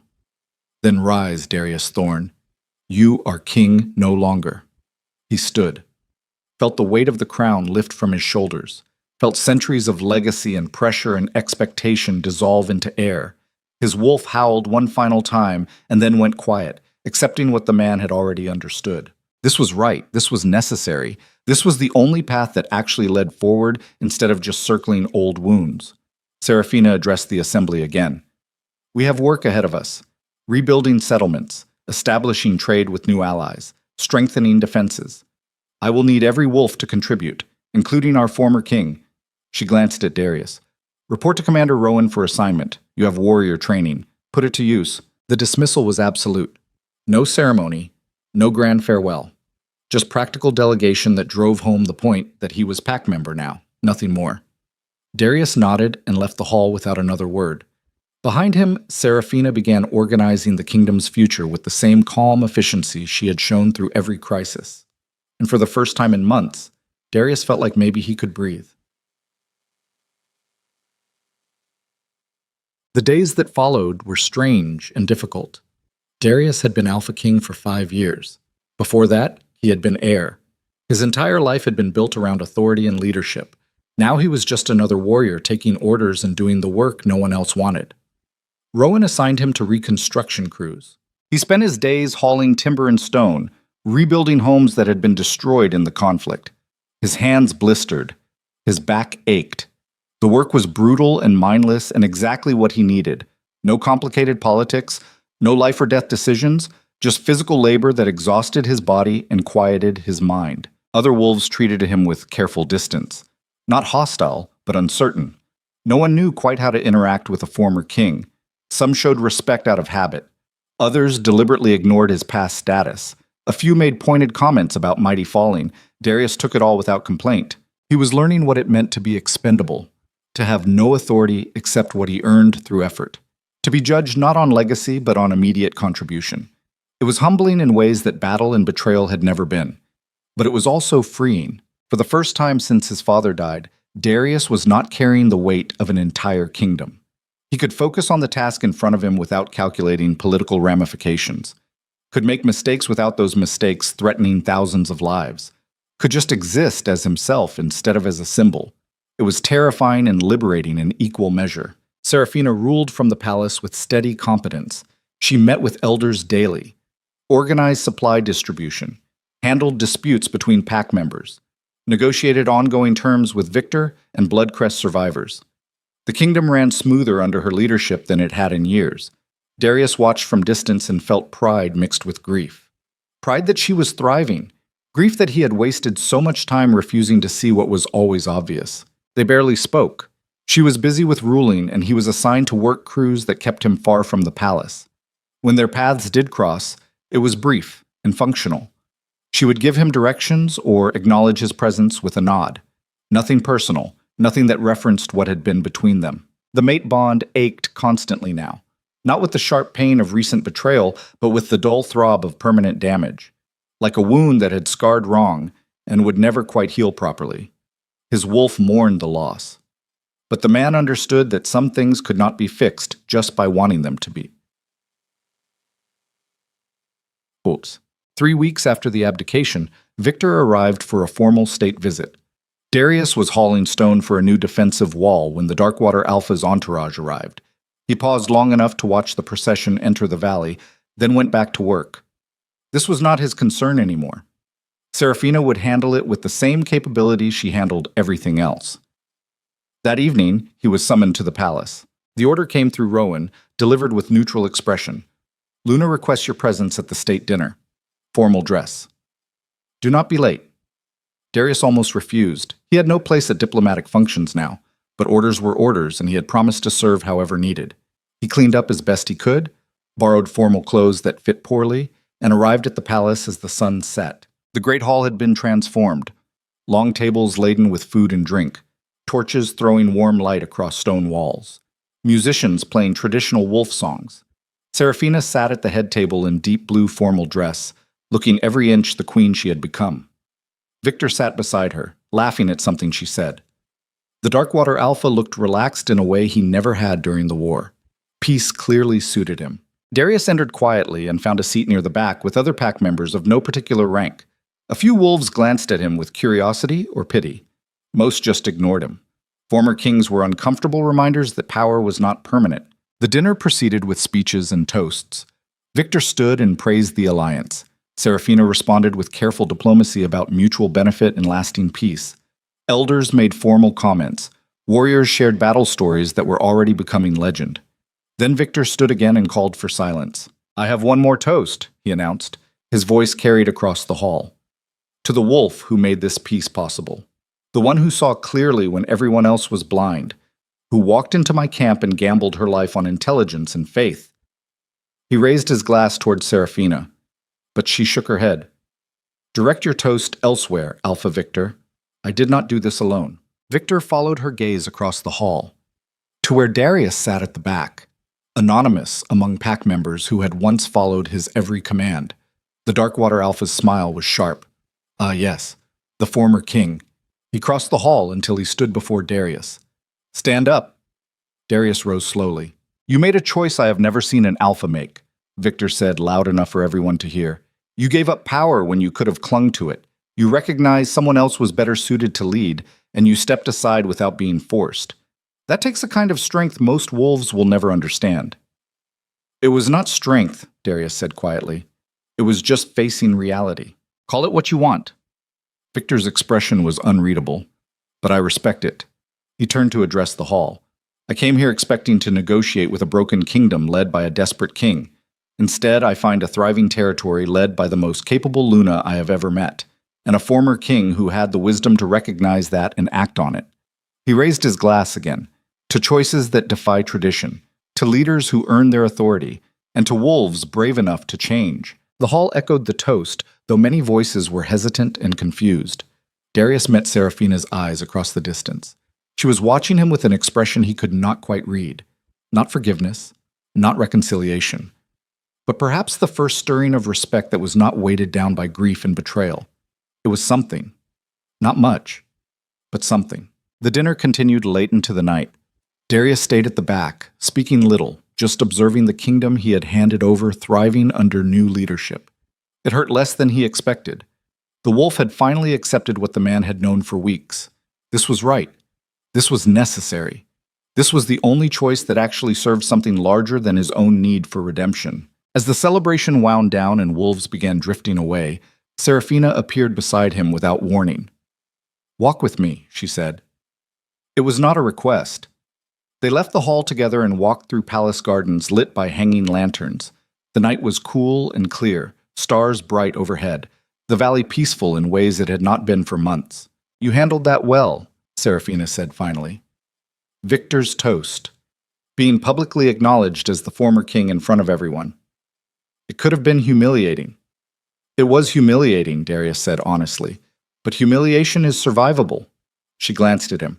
"You're different, quieter, less concerned with how others see you. I am learning what matters and what does not. Being respected matters less than actually deserving respect." His voice was steady. "You are a good queen, Seraphina. Better than I ever was as king." They walked in silence for a while. Then she stopped and turned to face him directly. "I do not forgive you," she said. Her gray eyes were ancient and tired. "For what you did. How you abandoned me. The months of humiliation and pain. That is not something that just disappears because you made a grand gesture. I know. But I see that you are trying, that you gave up the one thing that defined you because you believed it served the kingdom better. That takes courage." "I did not think you had. It was not courage, just acceptance. Maybe they are the same thing." She was quiet for another moment. "The bond is broken, Darius. Not severed completely, but damaged beyond what I know how to repair. We will never be what we were supposed to be as fated mates. I know that too. Good." She started walking again. "Because I need you to understand that I'm not doing this for you. I am not working toward reconciliation or trying to rebuild what we lost. I am building something new, and you can either support that as a loyal pack member or you can leave. I will support it, whatever you need." Seraphina nodded slowly. "Then we understand each other." They completed the circuit of the garden and returned to the palace entrance. She disappeared inside without another word, leaving Darius standing alone in the dark. The mate bond throbbed dull and constant. His wolf was quiet, accepting the reality that they might spend the rest of their lives bound to someone who would never fully trust them again. It should have been unbearable, but somehow it was not. Because for the first time since everything fell apart, Darius had clarity. He knew where he stood, knew what was possible and what was not. Knew that redemption was not about grand gestures or dramatic changes, but about steady, consistent service over time. He returned to his quarters in the lower barracks where warriors without rank lived. Small room, simple cot. Nothing that marked him as special or important, and he slept better than he had in months. The attack came 6 days later without warning. It was not Darkwater. It was not Bloodcrest remnants. It was something no one had anticipated because everyone had assumed the war was over and the threats eliminated. It was Silverfang's own people, the wolves who had opposed Seraphina's rule, who saw an Omega Queen as an abomination against natural order, who believed that pack hierarchy existed for a reason and defying it was inviting disaster. They struck at dawn, coordinated and vicious. Darius woke to screams and the smell of smoke. He grabbed his blade and ran toward the commotion without thinking, instinct taking over. Outside, the barracks were burning. Warriors fought in the streets against other warriors wearing Silverfang colors. civil war, internal rebellion. The one threat worse than any external enemy because it tore the pack apart from inside. He found Commander Rowan rallying defenders near the main gates. The old warrior was bleeding from a dozen cuts but still standing, still giving orders, still fighting to hold the line. "How many?" Darius shouted over the chaos. "At least 40, maybe more." Rowan blocked a strike and countered hard. "They are making for the palace. They want the Luna." Understanding crashed through Darius like lightning. This was not about territory or resources. This was about removing Seraphina, about restoring what the rebels saw as proper order by eliminating the queen who defied it. "Where is she?" "Palace war room with the elders." Rowan grabbed his arm. "You need to get there. Now. She has 10 guards, but if they reach her in force, she cannot hold." Darius did not wait for more. He ran. The palace was chaos. Smoke-filling corridors. Bodies of defenders and rebels mixed together. He fought through opposition with brutal efficiency, no longer thinking, just moving toward the one destination that mattered. The war room doors were barricaded from inside. He pounded once. "Let me in, now." The doors cracked open just wide enough for him to slip through, then slammed shut again. Inside, Seraphina stood surrounded by 8 remaining guards. She was armed, face smudged with smoke, eyes fierce. Their gazes locked across the room and something passed between them. Recognition. Trust. The understanding that whatever was broken between them personally did not matter right now because the kingdom was burning. "How bad?" she asked. "Bad." Darius moved to her side automatically. "At least 40 rebels, coordinated assault. They're coming for you specifically. Then we hold here until reinforcements arrive. There may not be reinforcements. This is internal. Half the pack could be compromised." Seraphina's jaw tightened. "Then we hold anyway." The doors shuddered under impact. The rebels had reached the war room and were trying to break through. Wood splintered, hinges groaned. It was only a matter of time. Darius looked at the 8 guards. All young, all terrified, all understanding they were about to die defending their queen. He turned to Seraphina. "There is another way." "No," she said immediately. She knew what he was thinking. "Listen to me." Darius grabbed her shoulders. "They want you dead because you represent change they cannot accept. But they also need a target, someone to focus their rage on.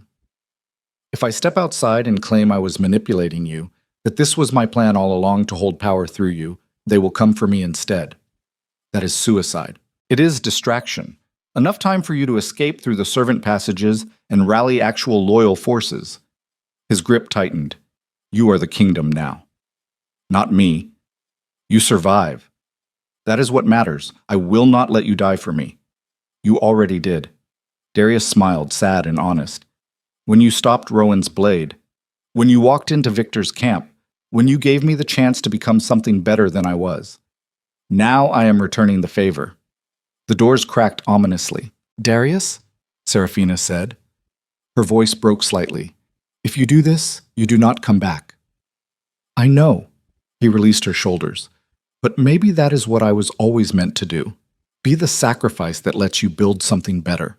He turned toward the failing doors before she could argue further, pulled them open himself and stepped through, into a corridor packed with 40 rebel wolves howling for blood. Darius stepped into the corridor and 40 wolves stopped howling. For one frozen moment, they just stared at the former Alpha King standing alone before them, blade in hand, smoke curling around his shoulders like a funeral shroud. Then recognition rippled through the rebel ranks, and the shock transformed into something uglier. Rage. Vindication. The satisfaction of prey walking willingly into the trap. The rebellion leader pushed forward. His name was Garrett, a traditionalist elder who had opposed Seraphina's rule from the beginning. His gray beard was matted with blood, and his eyes burned with zealot certainty. "You," Garrett spat, "you weak fool. You handed our kingdom to an Omega and expected us to accept it." Darius met his gaze without flinching. "I handed the kingdom to someone capable of leading it. That terrifies you because it exposes how fragile your power always was. Fragile." Garrett laughed harsh and bitter. "We are wolves. We follow strength, natural order, not some corrupted mate bond that made you soft." "You want to talk about corruption?" Darius took a step forward and the rebels tensed. "I corrupted this kingdom by refusing to see truth, by letting pride and manipulation poison every decision. Seraphina did not make me weak. She revealed that I already was. Behind him, he could hear movement in the war room. Seraphina and her guards slipping away through the servant passages. He just needed to keep these wolves focused on him long enough for her to reach safety and rally actual loyal forces. He needed to make himself the only target that mattered. You blame the Luna for your failures, Darius said, voice carrying down the corridor. But the truth is simpler and uglier. You are terrified of her because she is better than you, better than me, better than every wolf in this rebellion combined. She led us through impossible circumstances while you plotted in shadows. She negotiated peace while you nursed grudges. She built while you destroyed. Lies, Garrett snarled. She manipulated you, used the mate bond to control your decisions. If that were true, I would still be king. Darius smiled cold and sharp. But I am not. I gave up power willingly because I finally understood that being Alpha King meant nothing if I was not serving my people.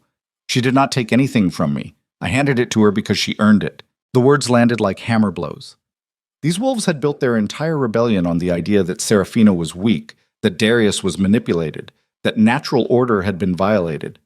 Hearing the former king himself dismantle that narrative with brutal honesty shook their certainty. Garrett sensed the wavering. You are a traitor, he roared. To your bloodline, to your legacy, to everything your father built. My father built a kingdom on strength and dominance. Darius felt something shift in his chest. Old certainties crumbling. Old wounds finally scarring clean. I was trying to honor that legacy by being harder and stronger and more ruthless than necessary. It nearly destroyed everything. My father was wrong, I was wrong, and you are wrong. The rebel leader's face twisted with fury. Then you die as a traitor. He lunged. Darius met the attack with cold efficiency. Their blades crashed together in the narrow corridor, sparks flying. Garrett was older but carried decades of experience. Darius was younger but exhausted from weeks of physical labor and still healing from old wounds. They were evenly matched, which meant this would be brutal. The rebels closed in, forming a circle.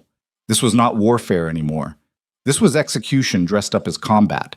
They would let Garrett try to kill him first out of respect for tradition, but if he started winning, they would swarm him and tear him apart.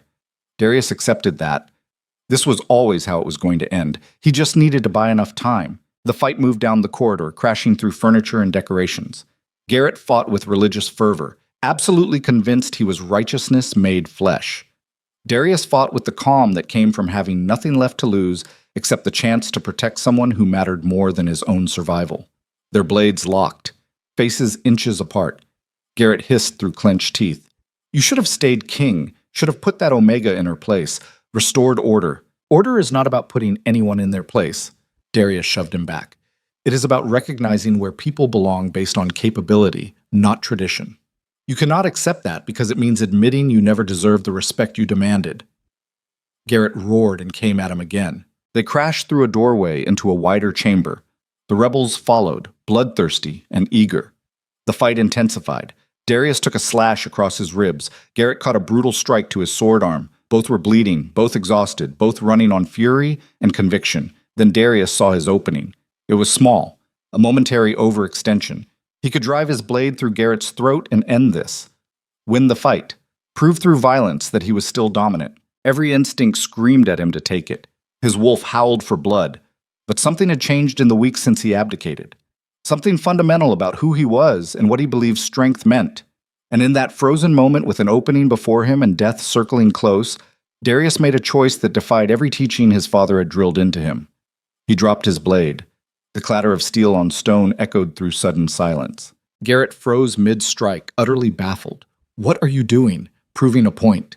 Darius straightened slowly, empty hands at his sides.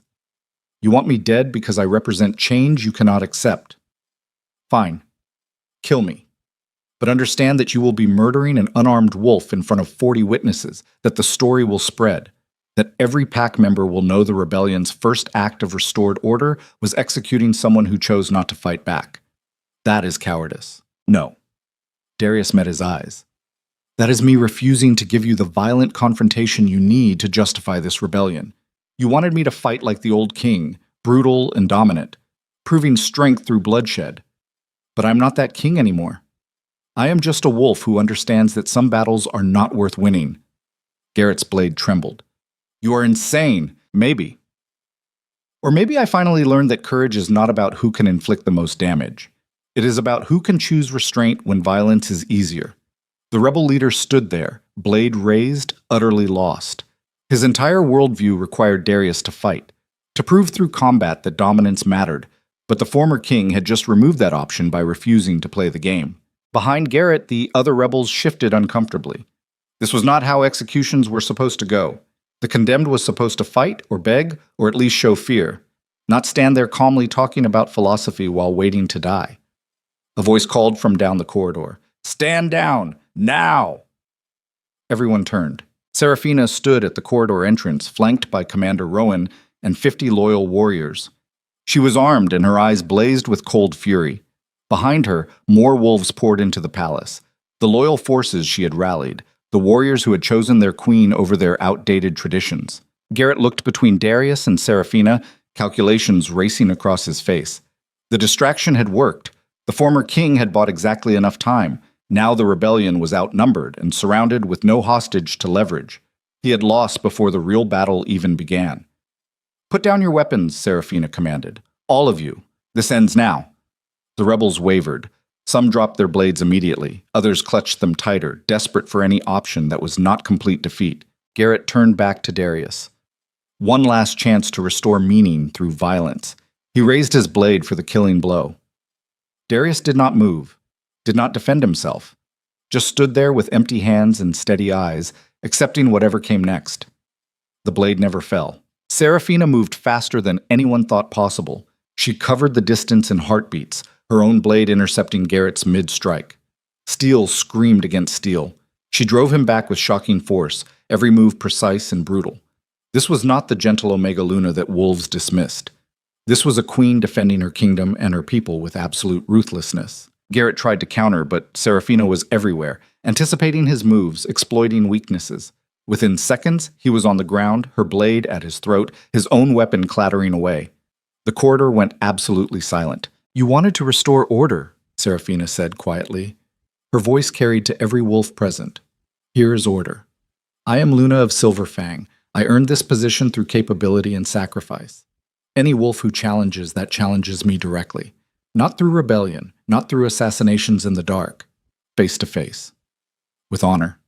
She pressed the blade slightly deeper. Garrett froze. "But I am not my predecessor." Seraphina's gray eyes were cold. "I do not rule through fear and domination. I rule through strength tempered with mercy. So I offer you a choice. Swear loyalty to this pack and accept my authority, or leave Silverfang territory forever. You have 10 seconds to decide." Garrett stared up at her, seeing for perhaps the first time what everyone else had already recognized. This Omega was not weak. She was forged steel, unbreakable, capable of violence when necessary, but choosing restraint when possible. She was everything a true leader should be. "I swear loyalty," he gasped, "to Luna Seraphina Vale, to Silverfang Pack." The other rebels echoed the oath, voices overlapping in desperate sincerity. They had gambled everything on removing her and lost completely. Now survival meant submission. Seraphina held Garrett's gaze for another long moment. Then she removed her blade and stepped back. "You will spend the next year rebuilding the settlements you helped destroy. Every home, every structure, with your own hands. And if I ever hear of you plotting rebellion again, there will be no second chances." "Understood, Luna." She turned to address all the rebels. "The same applies to everyone here. Loyalty is not optional. It is earned through consistent action over time. Prove you mean your oaths or leave my territory." They nodded, broken and shamed, but alive. Seraphina finally turned to look at Darius.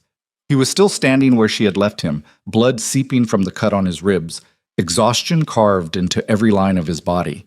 Their eyes met across the corridor and something passed between them. Not forgiveness, not reconciliation, but acknowledgement. He had chosen her survival over his own, had bought her time at cost of his life, had finally proven through action instead of words that he understood what mattered. "You're an idiot," she said quietly. "I know. You dropped your blade, stood there and waited to die. It seemed like the right choice at the time. It was the stupidest thing I have ever witnessed." Her voice cracked slightly. "And the bravest." Darius smiled, tired and honest. "I learned from the best." Seraphina held his gaze for another moment. Then she turned to Commander Rowan. Secure the rebels. Make sure this palace is cleared of any other threats, and get a healer for the fool who thinks unarmed is a valid combat strategy.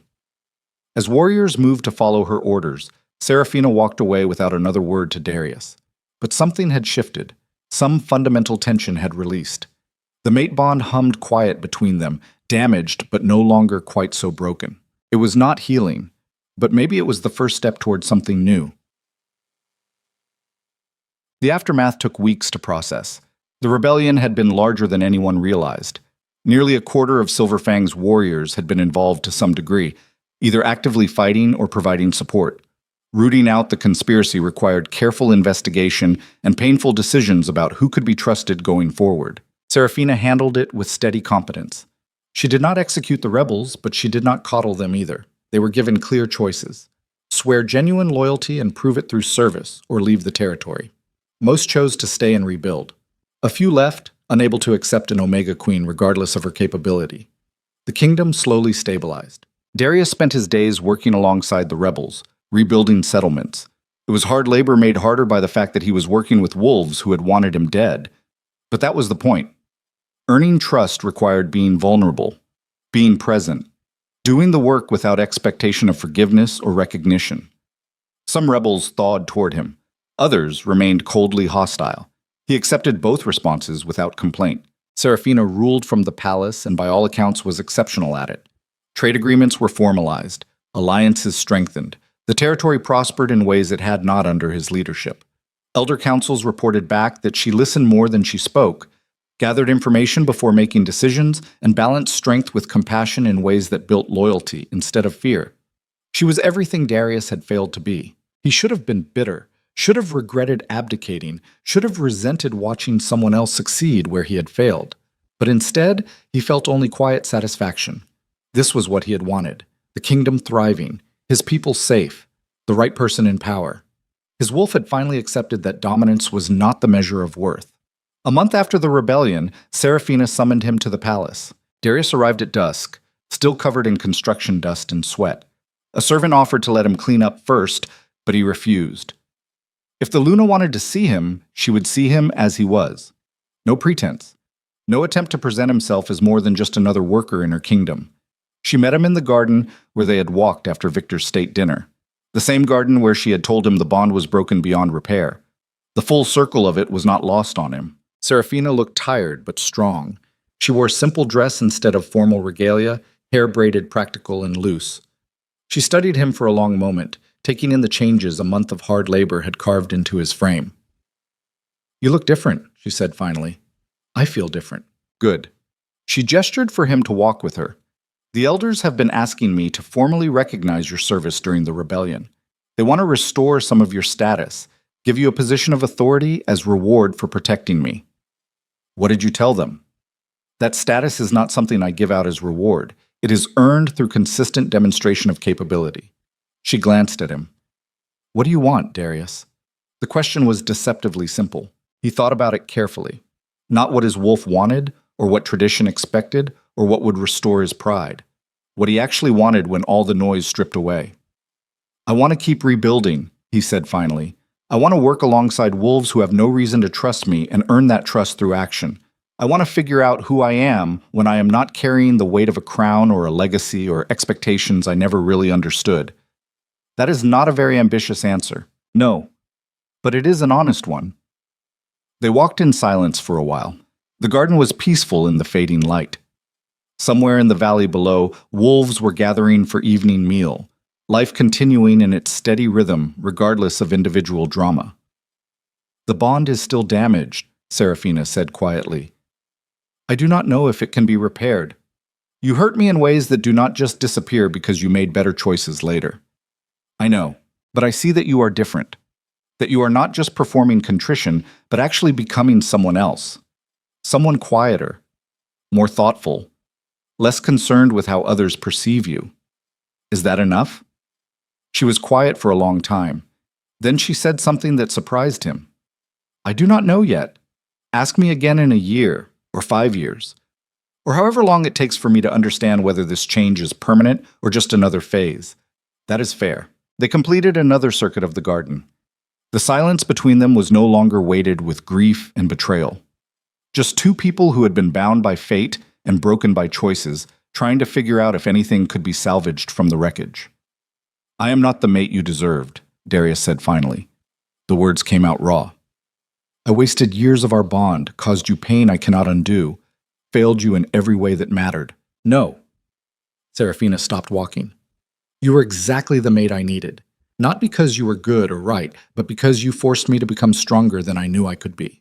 You broke me, but I rebuilt myself better. That is a terrible silver lining. Maybe. But it is also true." She met his eyes. "I wish things had been different. I wish you had seen me clearly from the beginning. I wish we had built a partnership instead of destroying one. But we did not. And I cannot change that any more than you can. So where does that leave us? As two people learning to coexist in the same kingdom. As former mates who might eventually become allies if you keep proving yourself. As whatever we choose to build from here instead of mourning what was lost." The mate bond hummed between them. Damaged but present. A connection that had survived everything they had thrown at it, scarred and twisted but unbroken. "I will earn your trust," Darius said. "However long it takes, whatever it requires." "Maybe you will." Serafina's smile was small and sad. "Or maybe you will fail again. Either way, I am not waiting for you. I am building my kingdom, living my life, becoming the leader my people need. If you want to be part of that, you keep showing up. Keep doing the work. Keep being the person you claim to be becoming. I can do that." "Good." She turned to leave, then paused. "One more thing. The story of what you did during the rebellion is spreading. How you dropped your blade. How you chose restraint over violence. How you bought me time at cost of your own life." Darius felt uncomfortable with the attention. It was not a grand gesture, just a choice. That is why it matters. Serafina looked back at him. Because it was not calculated or performed. It was instinctive. The real you finally showing through all the posturing and pride. She held his gaze. "That is the wolf I could maybe learn to trust again. Not the Alpha King. The broken, honest person underneath." Then she was gone, disappearing into the palace and leaving him alone in the garden with twilight settling and the weight of possibility pressing against his chest. 6 months passed. Darius worked, rebuilt settlements, helped plant crops, organized supply distribution, did whatever needed doing without complaint or expectation of recognition. Some days, Serafina summoned him for consultation on matters requiring historical knowledge of the territory. Other days, they did not interact at all. The mate bond remained damaged but stable, a constant low ache that he had learned to live with the way people live with old injuries that never quite heal. His wolf had stopped howling for dominance, had stopped demanding recognition, had accepted that they were just another member of the pack and that was enough. The kingdom prospered under Serafina's leadership. She had proven exceptional at balancing strength with compassion, at listening before deciding, at building consensus without sacrificing authority. Even wolves who had initially opposed her rule had come to respect her capability. Darius watched from distance and felt pride without jealousy. This was what leadership looked like when it was not filtered through ego and insecurity. This was what he should have been, but was not. One evening, Serafina found him at a construction site. He was hauling timber for a new community hall, hands blistered and back aching. She watched him work for a while without speaking. When he finally noticed her presence and stopped, she gestured for him to continue. "Do not let me interrupt." So he worked while she observed. It should have been uncomfortable being watched by his former mate and current queen, but instead it felt oddly peaceful, like she was seeing him clearly for perhaps the first time without all the baggage of what they had been to each other. When the sun started setting, she finally spoke. "The hall looks good. When will it be finished?" 2 more weeks if the weather holds. "You have done well with the rebuilding. The settlements you have worked on are some of the strongest we have. I had good teachers, and time to actually focus on doing things right instead of rushing to prove something." Serafina was quiet for a moment. Then she said something unexpected. "I need someone to oversee reconstruction efforts across the entire territory, coordinate between work crews, make sure resources are distributed efficiently, handle disputes about land allocation and building priorities." That sounds like a position of authority. It is. She met his eyes. "It is also the work you have been doing informally for months. I am just making it official." Darius set down the timber carefully. "Why now?" Because you have proven you can handle responsibility without it going to your head. Because the kingdom needs experienced leadership that understands both the physical work and the political complexity. Because I trust you to do this job well. The words landed heavy. Trust. 6 months ago, that word had been impossible between them. Now she was offering it carefully, like something fragile that could break if handled wrong. I will not let you down, he said. I know. If I thought you would, I would not offer. She turned to leave, but he stopped her. Serafina. Wait. She paused. Thank you. Not just for this, for giving me the chance to become something better, for not executing me when you had every right, for seeing potential I did not know I had. I did not do it for you, she said, but her voice was softer than usual. I did it because the kingdom needs every capable wolf, and you were wasting your capability drowning in guilt and self-destruction. Still, thank you. Serafina studied him for a long moment. Then she said something that shifted everything. The bond is scarred. It will never be what it should have been. But scars are not always weakness. Sometimes they are just evidence of survival. Is that forgiveness? No, but it is acceptance. She held his gaze. I accept that you are different now, that you are trying, that you might actually become someone worthy of respect. The rest, we will see. That is enough. Good. She finally left, disappearing into the twilight. Darius stood alone at the construction site, feeling something he had not felt in a long time. Not hope exactly. Something quieter. Something sustainable. The understanding that healing was not dramatic or sudden, but slow and earned through consistency over time. He returned to work as the stars came out, hauling timber and shaping wood, building something new from the ruins of what had been destroyed. A year after the abdication, Silverfang held a festival. It was tradition after major conflicts, a celebration of survival and renewal. The entire territory gathered in the Central Valley. Food and drink flowed freely. Warriors competed in games of strength and skill. Families reconnected. The air filled with music and laughter and the simple joy of being alive. Darius attended as a regular pack member, no special seating, no formal recognition. He drank with other workers and cheered the competitions and felt more at peace than he had in years. Serafina presided from the royal platform, magnificent in formal dress that caught the firelight. She gave a speech about resilience and community that had wolves howling approval. Then she opened the dancing, and the celebration shifted into full swing. Darius stayed near the edges, content to observe. He had no desire for attention or recognition. This was not his moment. It belonged to the kingdom that had survived despite his failures. Then Serafina appeared at his elbow. Dance with me, she said. It was not a request. They moved to the center of the dancing circle. Other wolves cleared space, watching with open curiosity. The former king and the current queen, bound by damaged mate bonds, dancing together for the first time in over a year. The music was slow and traditional. They moved through familiar steps, close but not quite touching, maintaining careful distance. This will start rumors, Darius said quietly. Let it. Serafina's gray eyes were steady. People have been talking about us since the day you abdicated. Another rumor changes nothing. They danced in silence for a while. The mate bond hummed between them, still damaged but somehow less painful, like a wound that had finally scarred enough to stop bleeding. You have done well as queen, Darius said. Better than anyone expected. Better than I ever managed as king. I had a good example of what not to do. He smiled at that. Fair. The music shifted. They moved through turns and patterns that required them to come closer, hands finally touching, the contact sending sparks through the damaged bond. The bond will never fully heal, Serafina said quietly. Too much damage. Too many scars. I know. But scars can be stronger than original tissue, more resilient, built to withstand pressure. Is that hope I hear? Maybe. She met his eyes. Or maybe it is just acknowledgement that we are different people than we were. That we have both grown into something unexpected. What does that mean for us? I do not know yet. She was honest as always. But I am willing to find out, slowly, carefully, with clear boundaries and no assumptions. That is more than I deserve. Probably. Her smile was small and genuine, but maybe it is what we both need. They completed the dance as the music swelled and faded. When it ended, they stood facing each other in the center of the circle, two people who had destroyed each other and somehow built something new from the wreckage. "Thank you," Darius said, "for the dance, for the second chance, for not giving up on me even when I gave up on myself." "I did not do it for you," Seraphina replied, but her hand squeezed his briefly before releasing.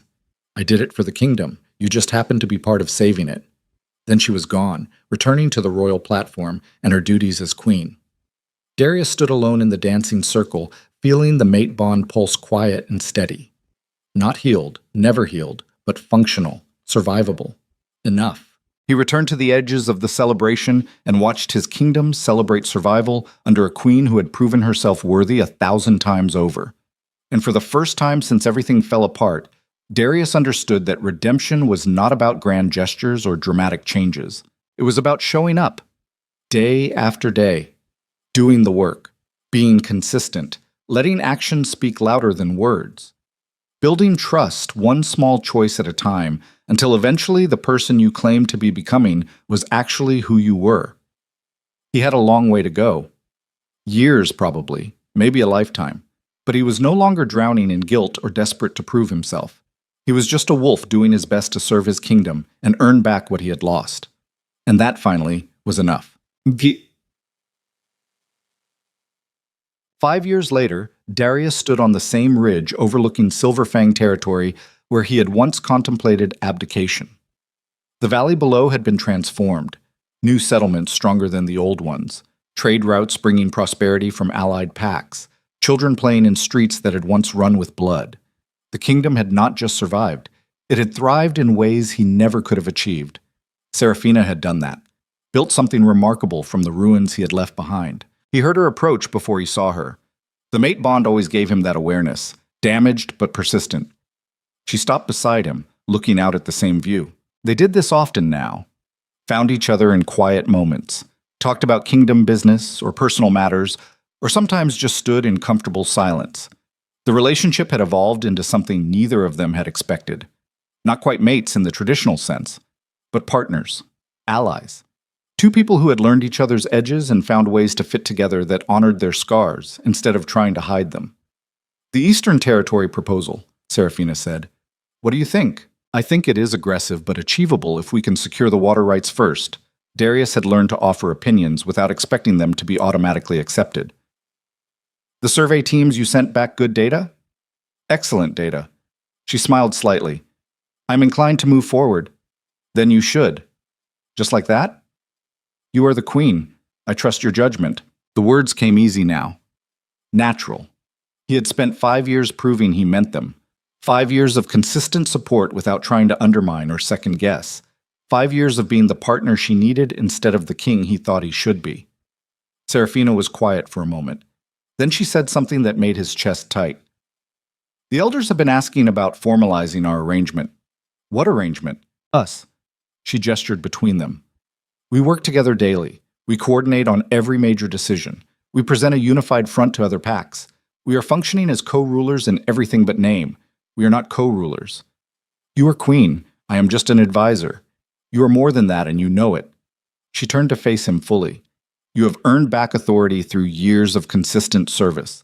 The pack looks to you for leadership even if you do not claim a title. We might as well acknowledge reality." Darius felt his wolf stir. The old instinct to claim status and power. But 5 years had taught him to recognize that instinct and choose differently. "I do not need a title," he said carefully. "What we have works because the lines are clear. You lead. I support. Adding formal power sharing complicates that. Unless it does not."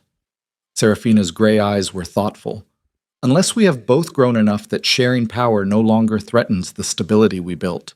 You want to make me king again?" "No. I want to make us co-rulers. Partners in fact and title. Because that is what we already are." The offer sat between them heavy with possibility and danger. It was everything his wolf had once craved, everything tradition said he deserved, everything he had given up because he understood it was right. And now she was offering it back. Not as something he demanded or manipulated toward, but as something earned through years of patient service and rebuilt trust. "What does the bond tell you?" he asked quietly. "That it will never fully heal." She was honest as always. "But it is functional. We are functional. We have built something real from the broken pieces. Maybe that is enough. And if I say yes, if we formalize this, then we rule together, truly together, sharing decisions and responsibility and the weight of leadership. She held his gaze.